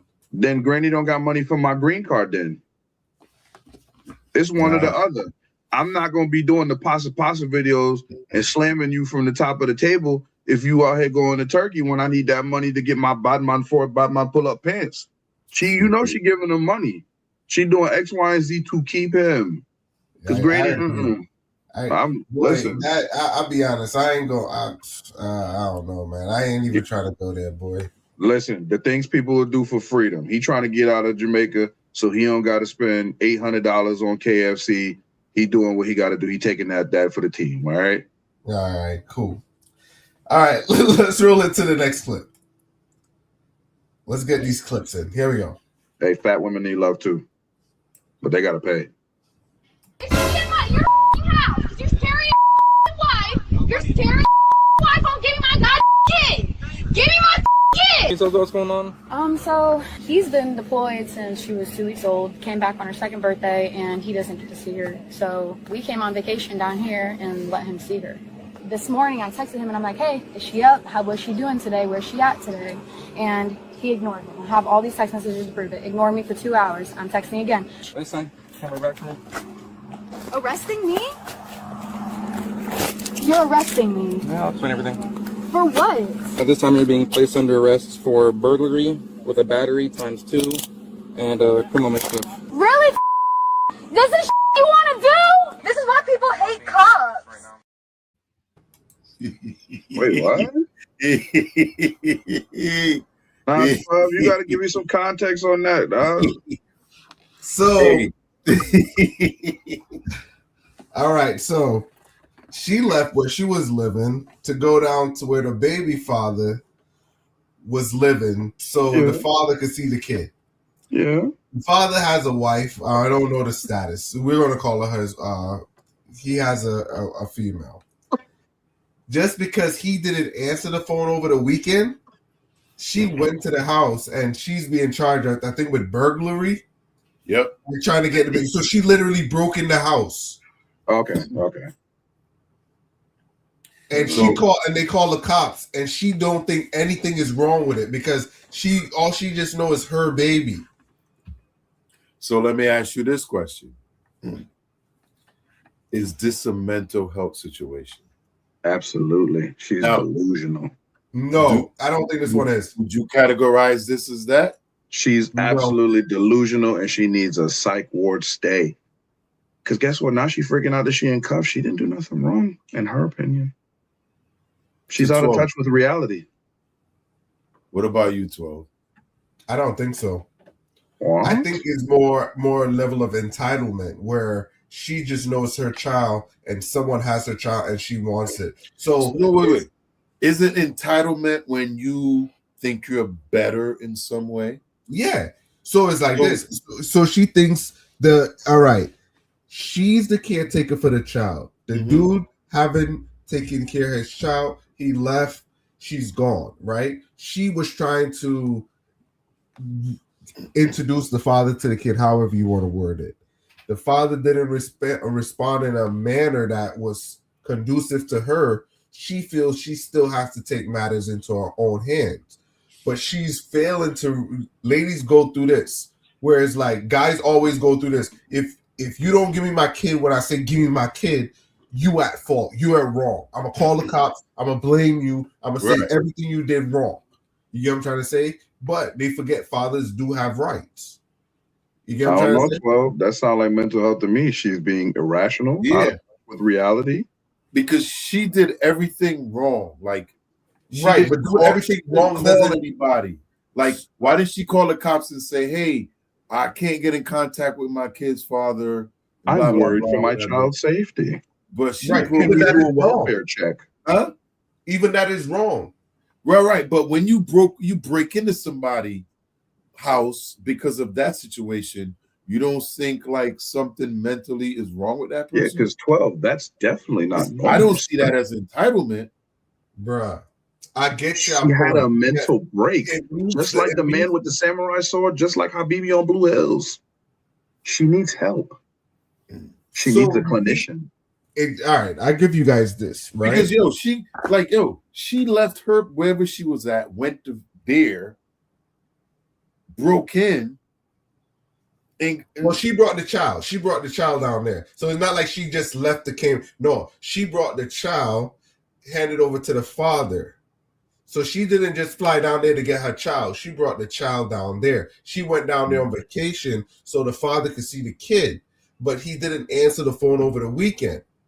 So if she just didn't fly from a different state to get the kid, you get what I'm saying? That would have been kidnapping. So but she did break in. That's larceny with a minor. Well, given her reaction to the phone not being answered, she seemed to be having a manic episode, leading her to break into the man's home, which is completely irrational and criminal. You think she was trying to catch him in doing something? I think she was having a mental break and she needed the correct people to respond.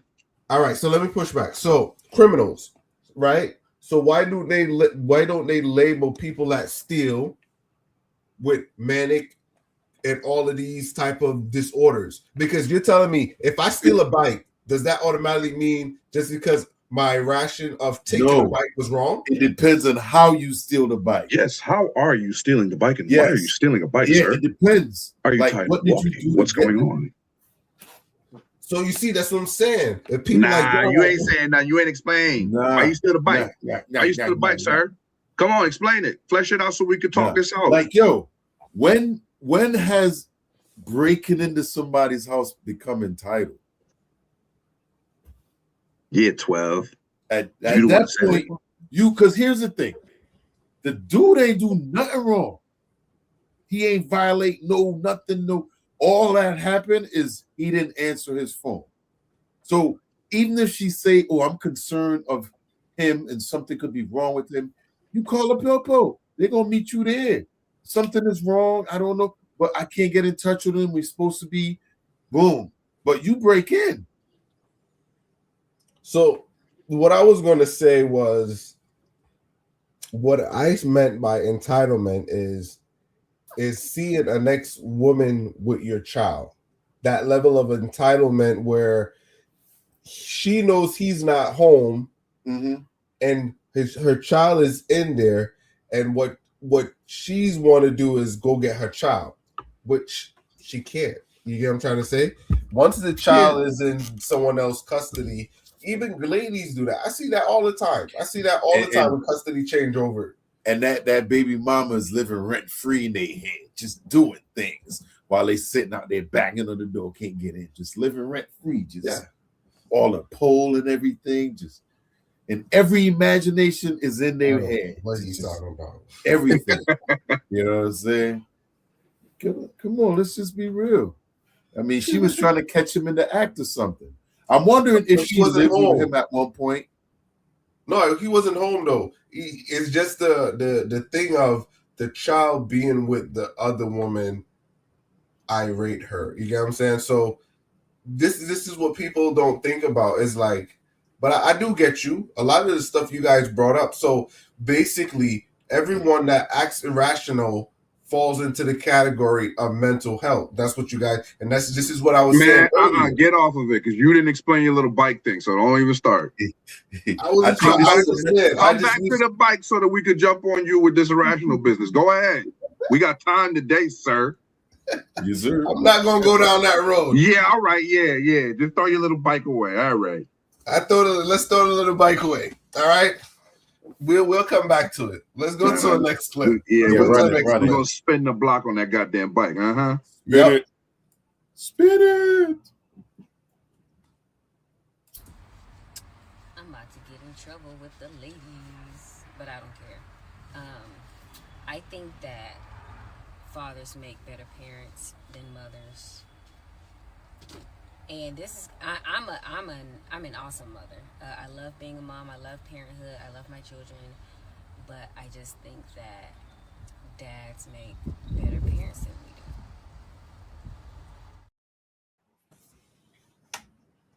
do.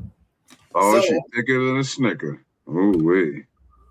So what I was going to say was the ladies are not here, so it's kind of now let's still jump on it. God damn it, we got all dads here. We got dads. They can spin the block next time. We make the best parents out here. Ladies, if you feel different, let me know in the comments. So, ladies, hold on. I'm an awesome dad. That's damn true. All of us. I got my kid on the podcast with me. Shawty, what you talking about? Baby sleeping now, like a star. Statistics show, like, here's a crazy stat, right? I don't have the exact number, but whenever a man's in the home, the succession rate of the kids goes up, right? But if you remove the woman, it doesn't change much. Just saying. Big up to the dads out there. Make sure y'all taking care of your kids. Keep an eye on them. Mm-hmm. Do agree. Yeah, it does something to the kids where they're I can't even call it, because whatever you say that he does better, they're gonna always be a little pushback from ladies. But I would never discredit a woman. No. Mom, right? We got to say it, Pete. We got to say it. We're in that day and age. But we no. We want to hear all the pushback down in the comments. Let me know how y'all feel. But I'm doing men are the best parents out there. That's how I feel. Right, but let's give them their flowers. We do love mothers. Let me tell you. Without ladies, they won't be here. So without us, they won't be here. We all know the mushy stuff. Yeah, I understand. On Mother's Day, we hear about no daddy. You know what I'm saying? But today we talking about dads. Do dads make better parents than mom? So for the people down in the comment section where you see this, even on playback, say yes or no. Let us know in the comments. Yo, you should make a note of this. Put it in the community tab. We got a new one. I can set it up. You can put a poll in there. Does dad make better parenting? Write this one down and post it. I can do it in the thing. I put it up on the thing. 1 second. Yeah, do one in the community tab. I create it. It will help. So it can show up in the thing. Yeah. And it's a good conversation. You know, I think as long as you're a parent and you show up for the kids, you know, that's what counts. If both parents could show up, even better. You know, mom have their roles and dad have their roles. Agreed. If everybody play their role, you come out with a decent kid. It ain't got to be perfect. Just don't let them hit the floor too much time. Don't let that head bounce. Because, hey, I came through the era when we had no goddamn car seat. You know what I'm saying? I came through that era. We didn't have car seats. Everybody was in the back. Just chilling in the back. Nowadays, shoot. You ain't getting out the hospital without a car seat. Bruh. I put it in what you call it as chat AI. Guess what chat AI says? What it say? No. It says no to fathers. No? Yep. Why would I trust what a computer with no emotions got to say anyway? So the computer is against us too? Of course it is. Cyberdyne. Jesus Christ. They know the father's going to be the one to fight the war against the computers. It's all gravy. Oh, I see you. I was reading some tech news while I get this set up. I was reading some tech news. They got a AI system that's not open to the public that they run exploits. They only do it to the top companies. They run what? Exploits. So they basically exploit like the internet. So it's like exploits are things to get into companies to hack. So they have an AI chat bot that they run. So they have like all the top companies, like they are making that only for top companies. So what it says, it just the AI pretty much goes out and scan like the website, login, basically just make sure it has a better coverage so people can't hack into it or do malicious stuff. So they do it's not released to the public. It's only for the selected few. Because if it's like this, I could create it. You know what I'm saying? And one of those things that they not really releasing to the public. But let me just hit the poll. There we go. Start.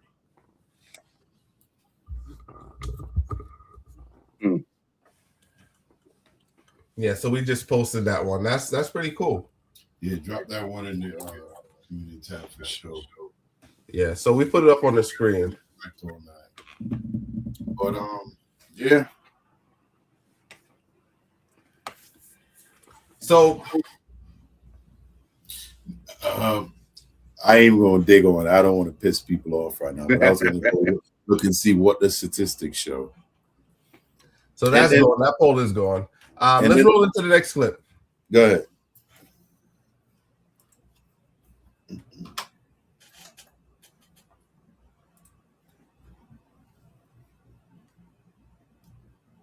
So last night the neighbor was... That one was for Brandon. I know you lying. Talking about the goddamn your fat ass. Hey, I missed you trying to make a love connection. I missed the first part of that. Like you ain't missed nothing. That fat the guy picking up in her universe. Is grilling chicken, or I'm gonna save you some chicken. Oh, I grilled chicken. Right, he made some grilled chicken for her. She wanted some grilled chicken. So what's wrong? No, I thought she wanted a different kind of meat. You feel me? Thought she's trying to get that. You gotta eat the grilled chicken first. Nah, brother, that's the introduction to the Arby's. You feel me? You know how grandmama tell a woman, it's like, yo, the way to a man's heart is through his stomach. But he the one cooking. That applies to women too. Nah, man, I ain't trying to get. Bro. Trust me, bro. Mm-mm. When a woman know you can cook, it's different, bro. Yeah, that's the thing. I can't cook, and I'm doing just fine. Yeah, but it works the other way. It works both. Yeah, it works both ways. Yeah. It works. Well, I ain't doing the other way. When a man cooks a meal for a woman, that's saying, yo. You know what I'm saying? That's I done seen a lot of ladies. That's the first step right there. I'll buy her some. I'll get her some chicken from Papa's. It's So just as good. And here's the thing: if all three of us got say the three of us about to hook up with the same chick, right? Yeah, randomly, right? We in a different planet, right? And the two of y'all bring her Popeye's chicken, and I decide to make my homemade baked grilled chicken or something. Which one do you think she gonna like better? One of our Popeyes, because I'm probably gonna get the chicken sandwich with the extra sauce. You feel me? I don't know what 12 gonna get, but it's not gonna be what I'm getting, and I'm damn sure gonna get her the goddamn biscuit, and I'm gonna get the honey. You feel me? So it's like I already won. So like, take your chicken, throw it in the garbage. 12 gonna eat his shit because he like chicken. He not even gonna give her the whole goddamn chicken. I already won. I already won. I got you some chicken, but I ate it. That's what 12 would do. I already won. Nah, bro. P, by the time you get over there and you done with your recipe, broski, I'm already in there. You're gonna be like, you made this? Oh yeah, from scratch? I'm already be in the background putting on my robe like, who that nigga at the door? Time to go away.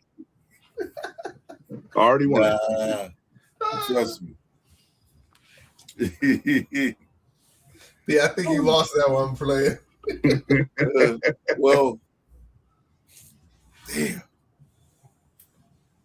But I played this video because, I think she was expecting more than chicken, player. Yeah, but the thing is, you got to work her way up because she didn't tell us how the chicken was. She didn't tell us she ate the chicken. No, she had it in her hand. Right. But she didn't really say, oh, it was great, it was good, it was, you know what I mean? But she didn't get there yet. She was more thankful for the guy cooking chicken and giving them something. So what that tells me is that hit the spot. Awesome. Right. So because she was saying, I was wishing the other day I had some grilled chicken, and boom, I got grilled chicken. Right. Let me paint this picture, right? So here's why I chose this video, and I try to flip it on his head, right? Here we go. If the next door neighbor grills and they bring you some food, does that automatically imply something? No. So why you see in this video is a good example, even though she didn't say any of these stuff. We're feeding into it right now. Right. Nah, you heard that music in the background. I get it. But what I'm trying to say, it's just a clip video and the music does change the context. No.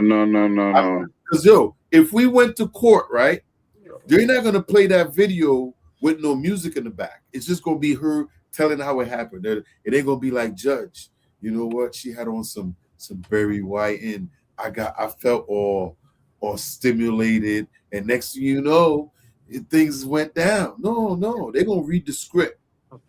So ignore the music in the background. I get you. So she was I now got to think about it. While you think about it, listen, we nice to people for a reason. If the next door neighbor bring me some chicken, there's a motive behind it. What it may be, I don't know. But if she fine, I'm trying to find out. Okay, let me ask you a question. And we're going to be real, because all of us are dads. We all live in homes. And have y'all ever cooked and made something and had extra of it and just brought it to your neighbors like, yo, I got some. Yeah, the hell you mean? That's leftovers for the next day. Why would you give it to somebody else? Nah, we've done that before. Right. So, I mean, I've definitely done that. Yeah. I've packed stuff and brought it out and just handed them out like, yo, I got no, if y'all got extra money, give it out. No, it's not like, extra money. No, that's Hell culture. yeah. Culture. Yeah. That's how we were raised. In like in the islands, that's how we were raised. You trendy people, y'all rich. Give up the money. I need some see money. A neighbor come out the house, yo, I got a plate. Want a plate? Yeah, me. Yeah, I'm saying that's how we grew up in the island. That's a culture. You know that's cultural. You know like literally, we grew up to the point where we're not built to create leftovers. When you cook, it's supposed to be done by the end of the night. You ain't supposed to be saving none of that. Yep. So what you don't eat, you give to your neighbor, or you give to like, yo, I got food in the fridge, but once food in the kitchen, once it's done, and the next day you have a different meal. True, but, and it also goes to it's like you don't have to feed everybody. No. But what one thing they like to do is once people are around you, everybody's supposed to get at least something. You know what I'm saying? No, that's how it is. Yo, trust me, growing up, I done see my grandmother where we bring home people or somebody come over. Yeah. Yo, she's adding water into that curry chicken to lengthen it, make more rice, stretch everything out. Everybody once you come to her house, you're getting something to eat. Yo, we used to tell grandma, like, yo, why you giving them our food? You know what I'm saying? Yeah, that's culture, man. You know what I'm saying? Right? Yo, at least that's how we came up. You know what I mean? Being Caribbean, that's how we came up. But yeah, that's normal. Y'all can have that. Leftovers gonna save me some money. Financial management.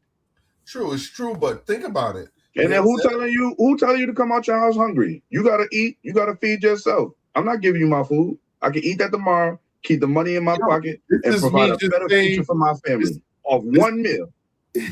This is like a barbecue. You had a good day. You can't walk into my barbecue. All right? No. You bringing it to your neighbor. I'm not bringing you shit.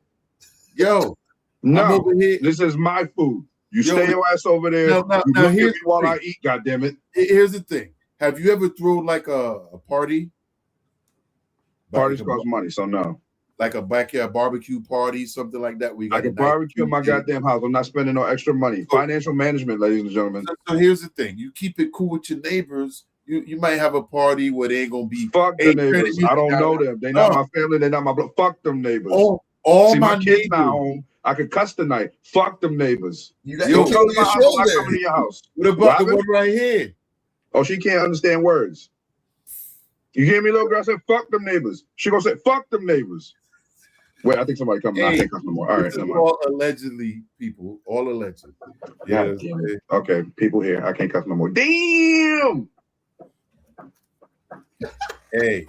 People Let's go to the next clip. Hey, the grilled chicken hit the spot. Yeah, go to the next clip. That grilled chicken hit the spot. It did. She loved it. I'm not sharing. She loved it. I'm not sharing. I want you, nasty Popeyes. You mad because she got it and you didn't. What age do you think most trans kids determine that they're trans? Violet told us when she was 1.5. She's been telling us since she could speak. So she knew since birth. At 1 year old, your child said they were trans. Lock them up. Lock them up. That was the wrong clip, but anyway, that's insane. Let's go with it. Let's go with it. That is insane. Let's go with it. Like, yo. Oh, damn it. Okay. Shh. I gotta prove the dads are the better parents. Relax, don't cry. At birth. Hey, when you know, you know, right? When birth. You know, you know. He said at birth. When you know, you know. Wow. Yo, these I don't know. I can't call it. So it seemed like no, I got one. Yo, I seen some black ones too. I was oblivious to it too, but I seen some black ones too. Are you talking about D Wade? No, even that. No, I seen a lady. I seen a one. She was like, "Oh, he gonna be gay. He gonna." Like things he was doing, or like she just that's the feeling she had. that's her whole identity. Her whole thing was to make this child whatever, what you know what I'm saying? That was her whole premise. But here's the thing though, a lot of time are the child even asking for that? Even though they might be gay or different, whatever you want to say, do they really want to go through a change like that? That's I mean, my thing is even if they want to, your brain is not fully developed to be making these choices obviously that young. Like if you an adult and you out the house and you make that choice, at that point you old enough to understand this and that, and you know, but one or even from birth, it don't make no kind of sense. You can't let these kids make these choices for themselves. Exactly. I do agree with that. You know what I'm saying? Why would you make birth? How could you? What choice can you make at birth? And that's the whole thing. What like you ain't even crying yet. How I don't know where these parents are at to say a 1-year-old says this. It's like you won't let a 1-year-old get a tattoo. You won't let a 1-year-old drive the car. You won't let a 1-year-old, you know what I'm saying, walk around with. I think until you're allowed to drink and drive, that's when you make those decisions. When you become an adult.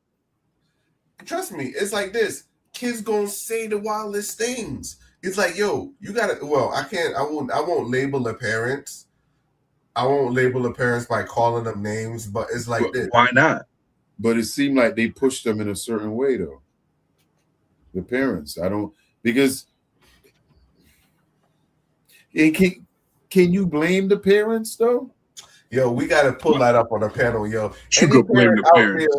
Any parent out there, hold on, Pete. Any parent out there that ever want to have a discussion with the panel, we're not pros, we're not activists, we're just regular people that needs to ask questions. You don't have to explain yourself, but I would like to talk to a parent, yo. You know what I'm saying? Like, yo, on something like this. I'm not fully equipped, but you know, just hey, what you know? You talk to him. Yeah. I'm just worried that these people wouldn't be able to handle the opinions of others, as we're all entitled to.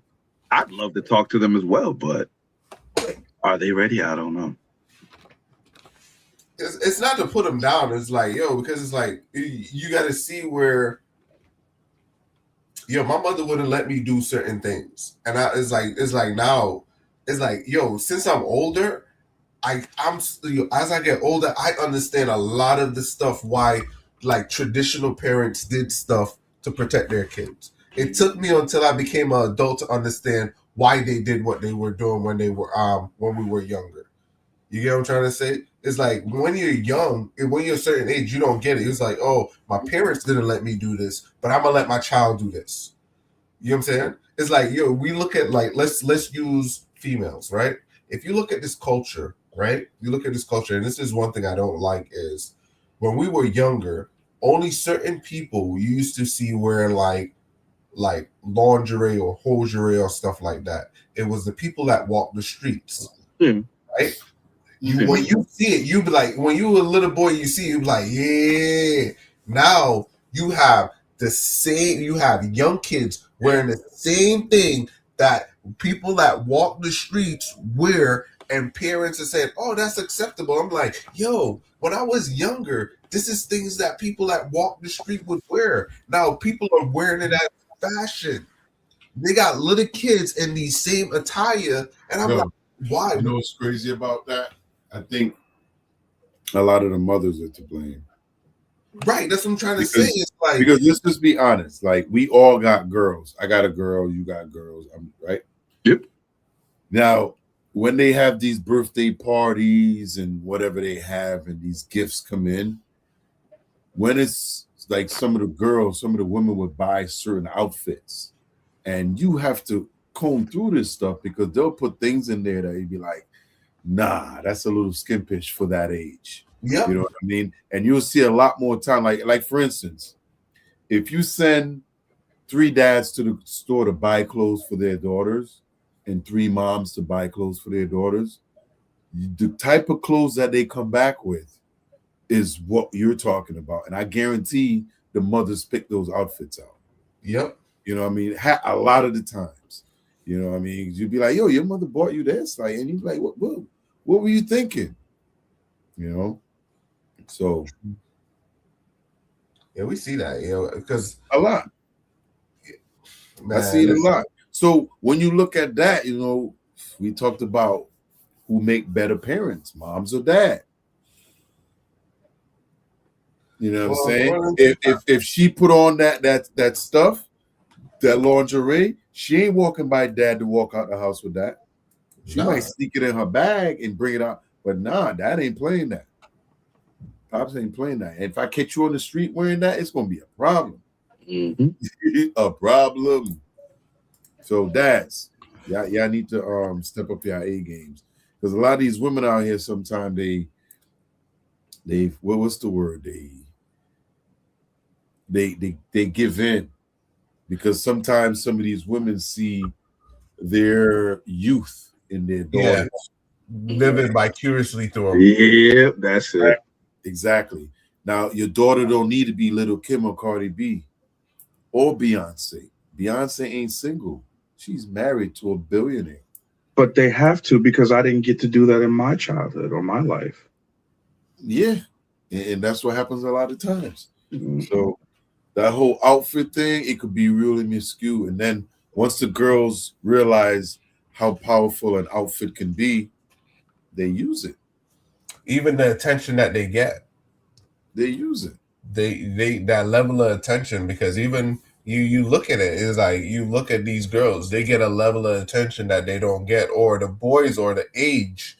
It's like, if a young girl was to wear the same thing around that pair, they're gonna be 1 and 2 fresh guys. You know what I'm saying? But if you go up like 4 or 5 years, now these guys are looking at her, and she gonna get a level of attention that she wasn't getting from a peer, because they're not there. They're more trying to play Roblox. You see the girls, you could tell. You could always tell the girls that were getting attention from guys, like the older guys.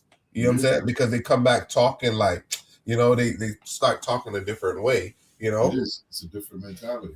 But that's the problem. And letting your daughters dress in these attire and living vicariously through them, you putting them in danger. Yeah. You're putting them at risk. All for what? So you trying to be their friend, or you trying to let them do what is the trend now? It's a dangerous game that people don't know they're playing with. You can't play with your kids' lives. So I want to add to that, Brandon, right?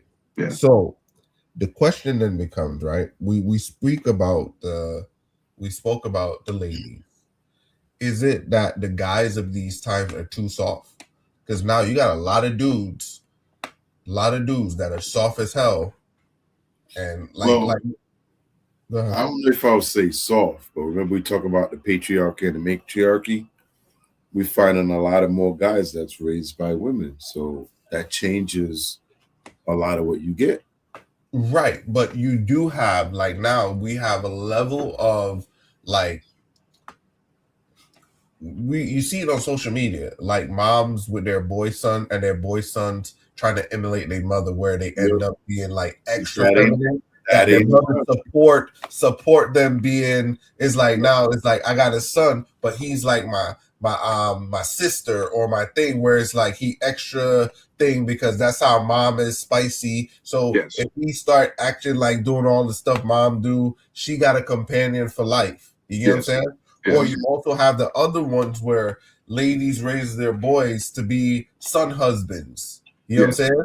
So you have these, but these boys are soft because his sons don't retaliate. Not the wrong word, but the sons don't go against them. They do everything to make sure that their mother is safe. So it's either the boys are too soft, because you don't ever want your son, being thing, but the quality of men that are being produced are not like a masculine man, where, you know what I'm saying? Yes. But you know what? And that boils down to something that I'm constantly saying, and it works with men, and it works with the boys, and it works with the girls. What you're seeing is fatherless behavior. When you see these girls that are allowed to go out and dress skimpy or whatnot, your father's not in the house to say, no, you're not going out to wear that. Or your father's not in the house to challenge the mother and say, why the hell would you let my daughter go in that? The fathers are not there raising these boys where they're instilling that masculinity in them, but it'd be like, you know what, you need to hang with me a little bit more often. You're too close to your mother to be acting the way you acted. It's fatherless behavior all the way around. Yeah. So unfortunately. Cool. Definitely. So we pause that one there. We'll circle back. This one will gonna come back many a time. So let's go to the next clip. Good one. I like that, Brandon. Let's go here. Oh, I'm black. That's why you get. Wait, what? I'm sorry, what? That's why there's racism in the country. Why? People try to help people and nobody wants help. But I want to know what are you trying to help me with? That you don't get a ticket, stupid. Oh, but excuse me, sir. $500. But why does that matter to you, sir? I'm glad you're trying to help me. What I don't appreciate is you being rude about it. You're being rude. No, you. There's more trouble in this country than anybody else. Oh, I'm so sorry that bothers you. I'm so sorry that bothers you so much. At this age. It is actually better. I didn't ask for your help. I didn't ask for your help. Nobody has to ask. This is America. We help each other. We don't. You're rude. You're not helping me. You're being rude. My family's been here almost 400 years, lady. And what am I supposed to do with that information? What am I supposed to do with that information? Say that I love America and follow rules.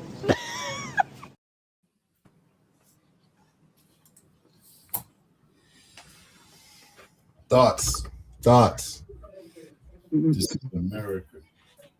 That's crazy how you say you're trying to help somebody, and when they don't want it, you want to get upset, you want to get rude, you want to get disrespectful. That flies in the face of being helpful. Come on. So is this mental health?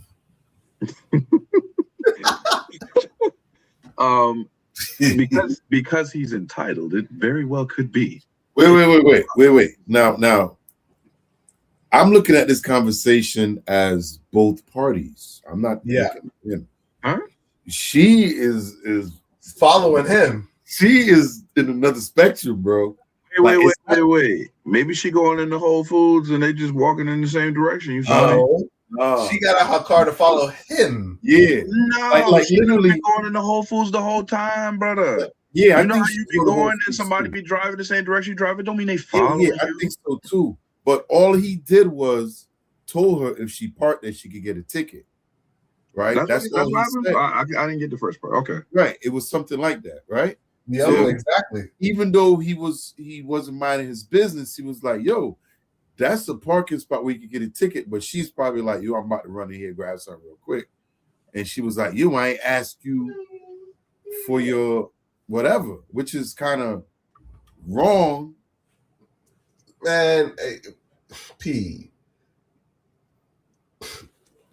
Anytime people don't want solicited advice, it comes off like that. Yo, if you go someplace right now and somebody be like, yo, you don't want to park right there, they're letting you know, hey, they gonna tell you. This is what we get. We get a lot of people that say, oh, nobody didn't tell me. If I knew, I wouldn't have parked there. Exactly.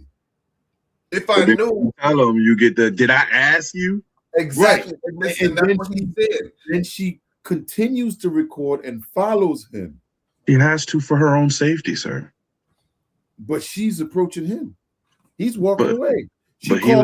She called him back 3 times. And he called her out her name. He was very rude. He was aggressive, even though he's trying to help. He was. When you find out with somebody rude, and then when he went in the store, she still was following him. Recording. No, she was trying to get vegetables by following the guy. They're in the same section. She was getting a little plastic bag so she could get her vegetables.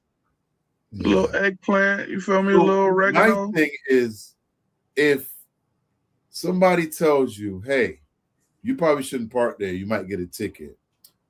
Why just can't be, oh, thank you, and the conversation's over? Why did she have to take it? Because, like you said, he wasn't minding his business. So mind your business.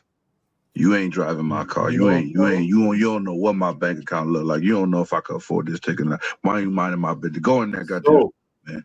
So is this mental health? Yeah, it's mental health. She You clearly should never talk to a stranger. That's irrational in and of itself, sir. You over here talking to me. You don't know me. Yeah, You asking for trouble, old man. You asking for trouble. I think she need to go check in somewhere. She definitely needs to. Hell no, she got out the car. She could afford the ticket. She's rational in her thinking. And the thing is, I guarantee irrational in her thinking because they clearly warned her about parking there, and she's still gonna park there. Yo, but I don't see him. Where he at? He ain't got no whip. Old fat man walking. I guarantee this woman probably weighed like 100 pounds too, walking up to the dude like. Yeah, that's why she got a brisk walk. Y'all talking about, oh, she following him. No, he fat. He walk a little slower.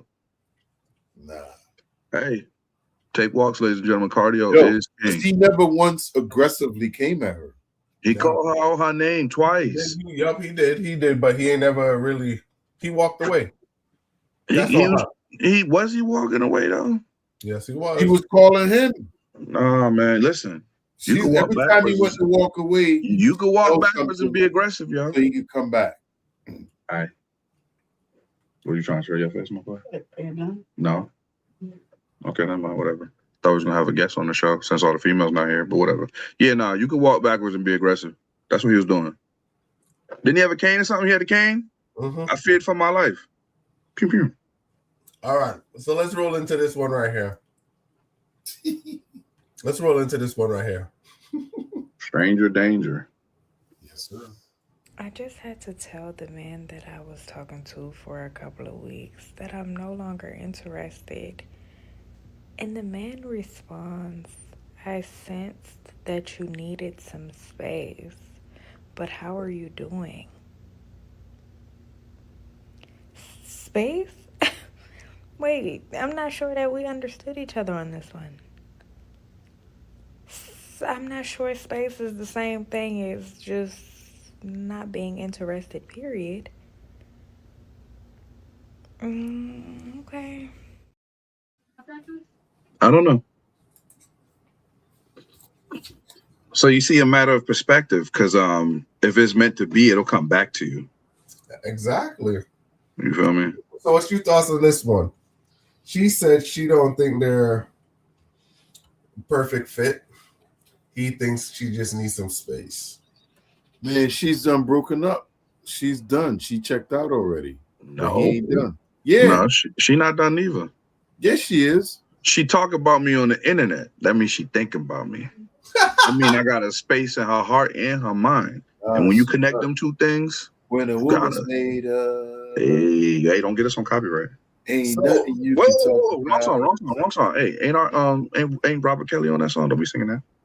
So let me say this, right? So it got certain ladies that they would test guys by breaking up with them to see if they really like them. You could fall. Ladies do weird tests, man, where it's like they'll test to see if you'll stick around. They just kind of sabotage everything. Like, I don't think you're the right one. Sabotage everything, then complain later. You think this is her situation? No, but it could be. She gonna miss him when he gone. What's your thoughts, P? Well, she gonna. I don't know. It doesn't sound like she have a backup plan. But depending on, see, the way she's dismissing him in the conversation tells me I think she's done. Like he's like, listen. I agree. So when we go, like, sir, I just told you that the relationship's over. It's done. There's no taking time. I'm moving on to the next D. I just had 3 dates last weekend, and he's like, yo, but I got this cruise booked in the Bahamas, and it's the two of us, and I got the king size heart bed and everything, and I can't refund that. And he may throw something in there, I did tell my mama he was gonna come, you know what I'm saying? He gonna run some game, try to get it in good, but she checked out. She's done. I don't see him making up. I don't see him getting back together. Yeah. She may dip her toe back in there for some nice gift or something once in a while, but nah, she done. To be honest, as nonchalant as she was, maybe she was never in it to begin with. Okay, good point. Nah. She was too calm. He messed up. What do you do? We don't know. But exactly. He ain't do nothing then. But she checked out. Yeah. Like, yo, if you and another dude is arguing, that nigga just stop arguing. Conversation over, man. True. You know what I'm saying? You just be like, something done changed. Or is it that he got mental health and he can't tell the difference that it's done? I was thinking maybe he about to snap if he doesn't stop. It's possible. It is definitely possible. Call a clinician.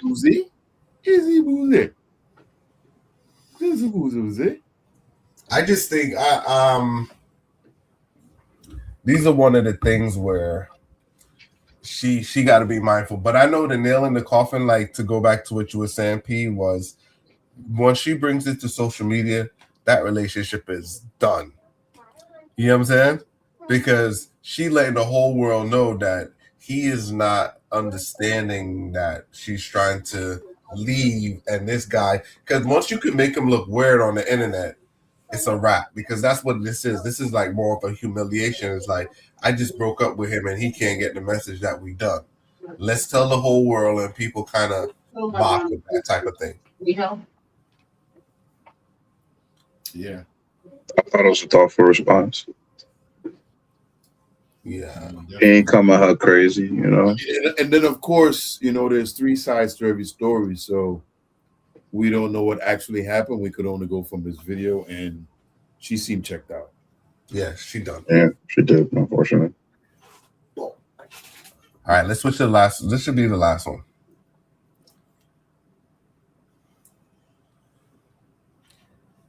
Love. Y'all want to know something that really doesn't get the shame it really deserves for real when you really think about it? Not knowing who your baby daddy is. And let me explain why this doesn't get enough shame in scientific terms, right? In order to get pregnant, you really got about 1 week. And this is being lengthy about it. You got 1 week out the entire month that you can get pregnant for real, right? And that's being a stretch. You really got about 5 days. So 5 days out the entire month, that means you was hunching more than one person raw. And if it wasn't raw and it was protected, you let more than one person bussing you out of those 5 days out the entirety of the month. Now, when people be like, oh, you know, when it come down to two people and you don't know which one it is, judgment, but okay. But when you really look back at like shit like Maury and Jerry Springer and shit, bitch, what do you mean you have tested 3, 4, 5, 6, 7 different niggas to see who could possibly be this baby's daddy? Do you know how much fucking you would have to be doing in the span of those 5 days to be confused on who the baby daddies could be? How do you even have enough time to be fucking that many niggas? You have to be selling it, because ain't no way you let that many niggas crack in 5 days. 5 days? 5 days. And they all came inside like a fucking house party? Are you serious? We need more shame around that, for real. Because not knowing who your baby daddy is so weird to me. Because when you really, really, really, really, really, really, really think about it, you need help. Because why you don't care about your coochie? You just fucking. You know what I mean? Like, what is that?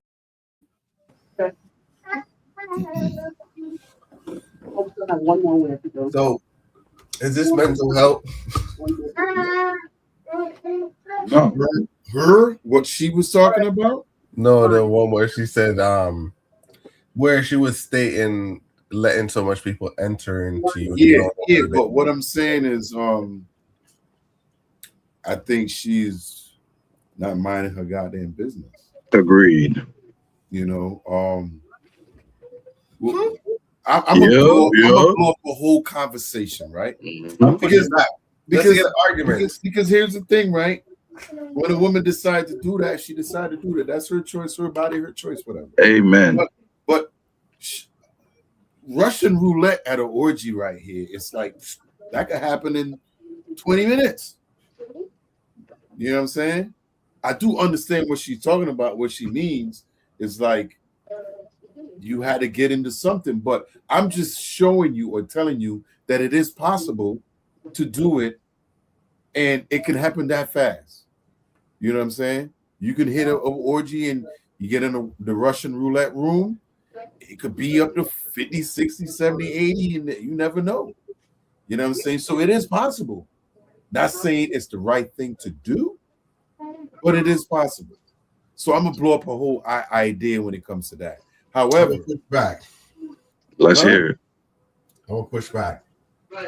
My question is, right, when you look at these shows such as Maury, Jerry Springer, generally the guy doesn't know the other guy, or it's not like right. Yes, Pete, what you're saying is legit. It could happen. Right. I get that. I'm not discrediting what you're saying, but most of the times it's more of a solo event. Yeah, you know what I'm saying? It's more of a solo event. Exactly. So when it's like this, yes, I would say mind your business if it's like one or two, but once you get to 4, 5, 6, and you still don't know your baby daddy. I saw one when they did like 7 guys, and I'm like, were you Those at are the most entertaining shows? Were you at a party? And it was like, no. And I was like, what? Like, you got that many people in the rotation, and you letting them all bust off like that? And that's the question I was going to say is yes, for what you said is true. If it's like something where it's like multiple, it's a party. If it's a party and it's a lot of people there, yes, I can see where you may not know. But if it's all individual, why y'all king shaming? We're not. I'm just saying. It sounds like it. What she basically said was, we aren't shaming enough women for doing this, and she's right, because they're not being responsible. Yeah, how they not being responsible? I mean, you as a child growing up with not knowing who their father is, so it bothers them till the end of their life. For their life. It might, but they still got to grow up. They're gonna be all right. So Brandon, this is the grow up. But is it right though? Sorry, go ahead. No, go. Finish. I was gonna say, Brandon, is it right though? Is what right? Like not shaming them or letting that stuff slide to say, yo, why aren't we when women do stuff like this, why aren't we talking about it more? Why aren't we be like, hey, this is not something you should do? Instead, a lot of them praise them. They'll go buy that skimpy outfit and let them wear that. Shame does nothing to solve the problem. The child is still there. The child still needs to be raised. The child still needs some sort of a father figure that you never know she may find in a relationship going on. But at the end of the day, the child is there. The child is a blessing. True. Just because you don't know who the baby father is, and it don't matter if you got to test 7, 8 people. It is what it is. You're trying to find the father. Right. I get your point, right? Here it is, Brandon, right? So the question then becomes, right? When a father is like this, if a man was to have intercourse with 7 ladies, he get all 7 pregnant, you automatically know who the father is. With a woman, what it is, if a lady have intercourse with 7 guys, it's hard to determine who the father is. Yeah. Right? That's where the issue lies. Because you see, a lady could always tell who the source is for the father. But woman's side, a woman can't tell. Okay. Right? That's where the issue lies. So now here we go. When a guy goes through it and he know what he did, where we tell guys, hey, if you do something, you take care of your situation. Mm-hmm. They call you a deadbeat, you're whatever, you get mislabeled and dragged. They ruin your name. You go to court, you got a thing, you haven't even seen the kid, you're already in court. Yeah. You know what I'm trying to say? The opposite is not so for the mother. Is no guy there to run to the court and said, well, I think the baby is mine, so let me put her on child support. Yeah, that's okay. Because look, at the end of the day, a man can run away from a child, but once that woman is pregnant, she cannot run away from said child unless you give it up for adoption. And regardless, she's still doing it for the betterment of the child's life. Right, but it's like this. She still don't know who the father is. So what you're saying is, yes, one man enters 7 women, boom, he might be responsible.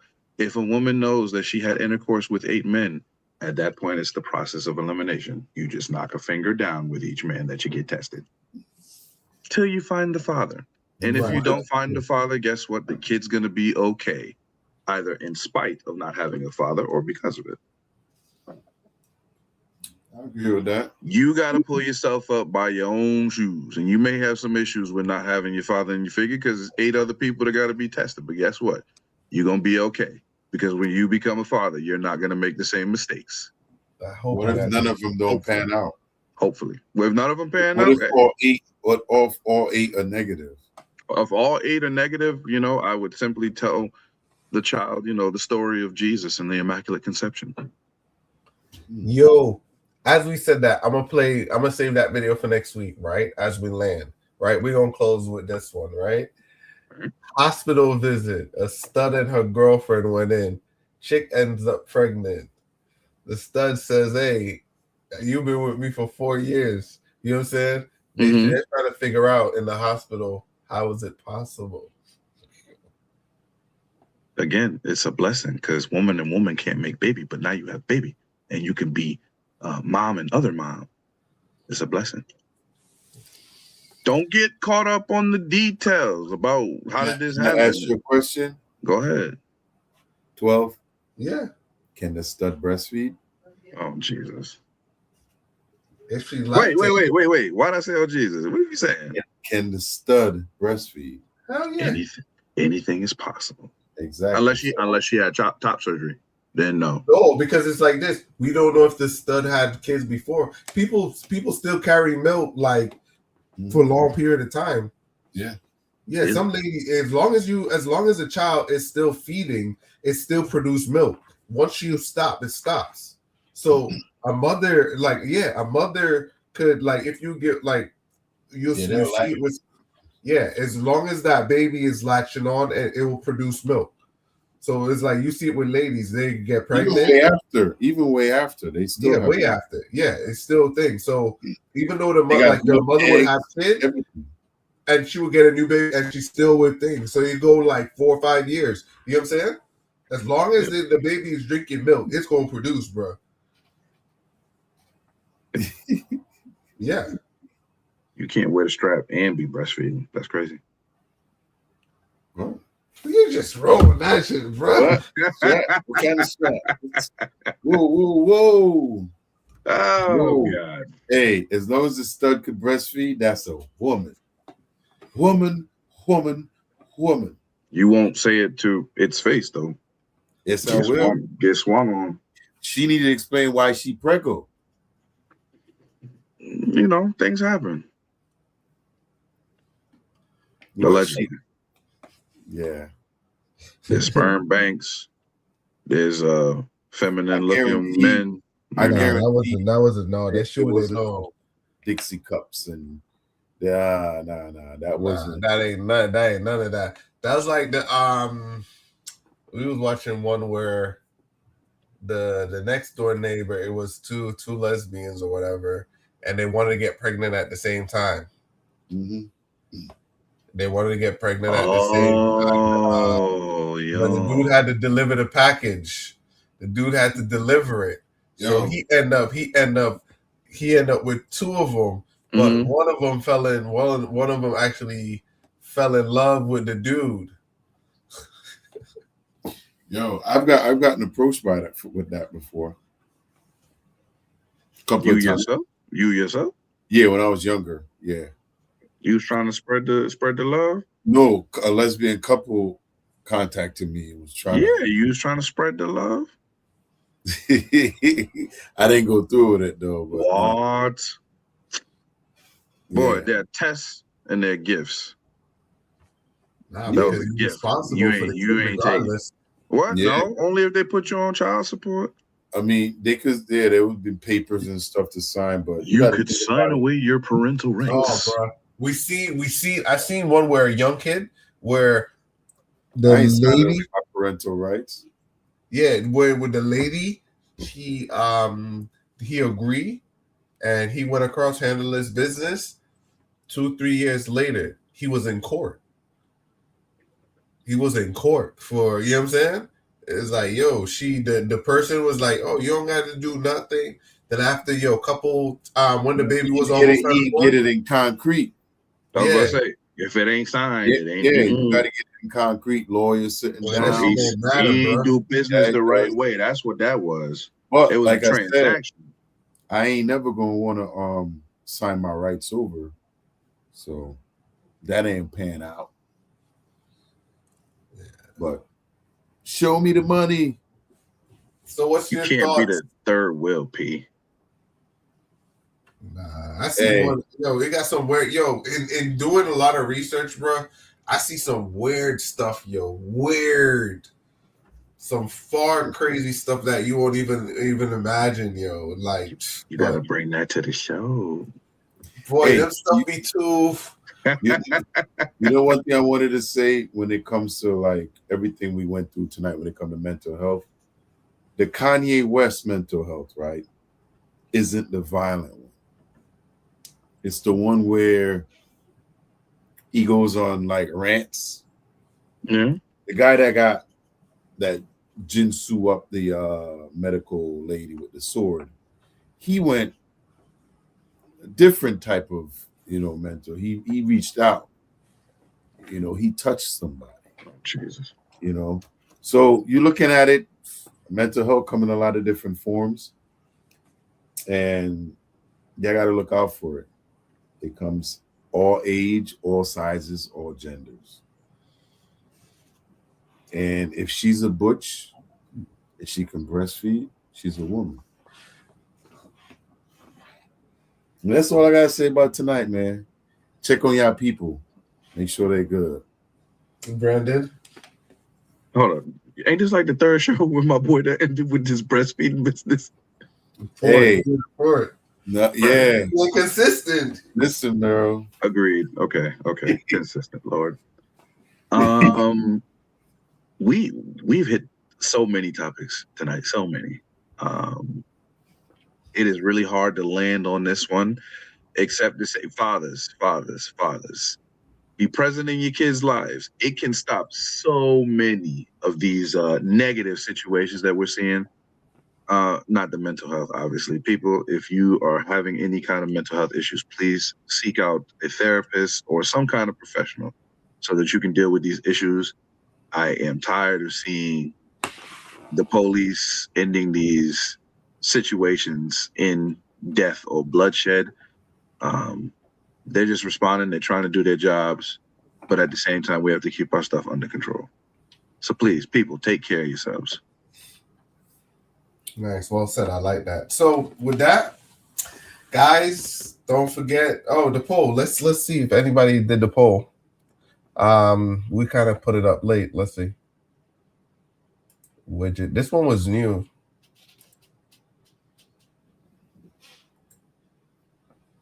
I don't know how to read the results of the poll. So nobody probably activated it. But anyway. It's cool though. Yeah, I should have put it on earlier. But anyway, we'll wrap it up there. Thank you guys. We're gonna be back on Tuesday. If you'd like to join the panel, definitely hit us up. Hit the QR code. Go down there. Join us in the WhatsApp group. So we're looking for more people to join the panel. Fill it out so we could challenge Brandon more. That's the guy to go against. I ain't gonna be in next week. I'm gonna be on a cruise, but I'm definitely looking forward to watching the shows back when I'm able to. And the week after, though, I'll be here. But you can still get at 12. You can still get at P. They're very open. They're not as aggressive and confrontational as I am. But guess what? It's all good when you line with us. Late night line. There you go. Hold on, we got a comment. Let's see what they say. Oh, it says sorry, busy. That was D-Cat. Oh, what are you talking about? I'm not too sure. I just seen it came in. Big up to D-Cat in the chat. Yeah, so D-Cat. You was missing for a little while, but we love it when you tune in, brother. Definitely. Big shout out to D-Cat. All right, D-Cat, we out. Peace. See y'all on the next one, y'all.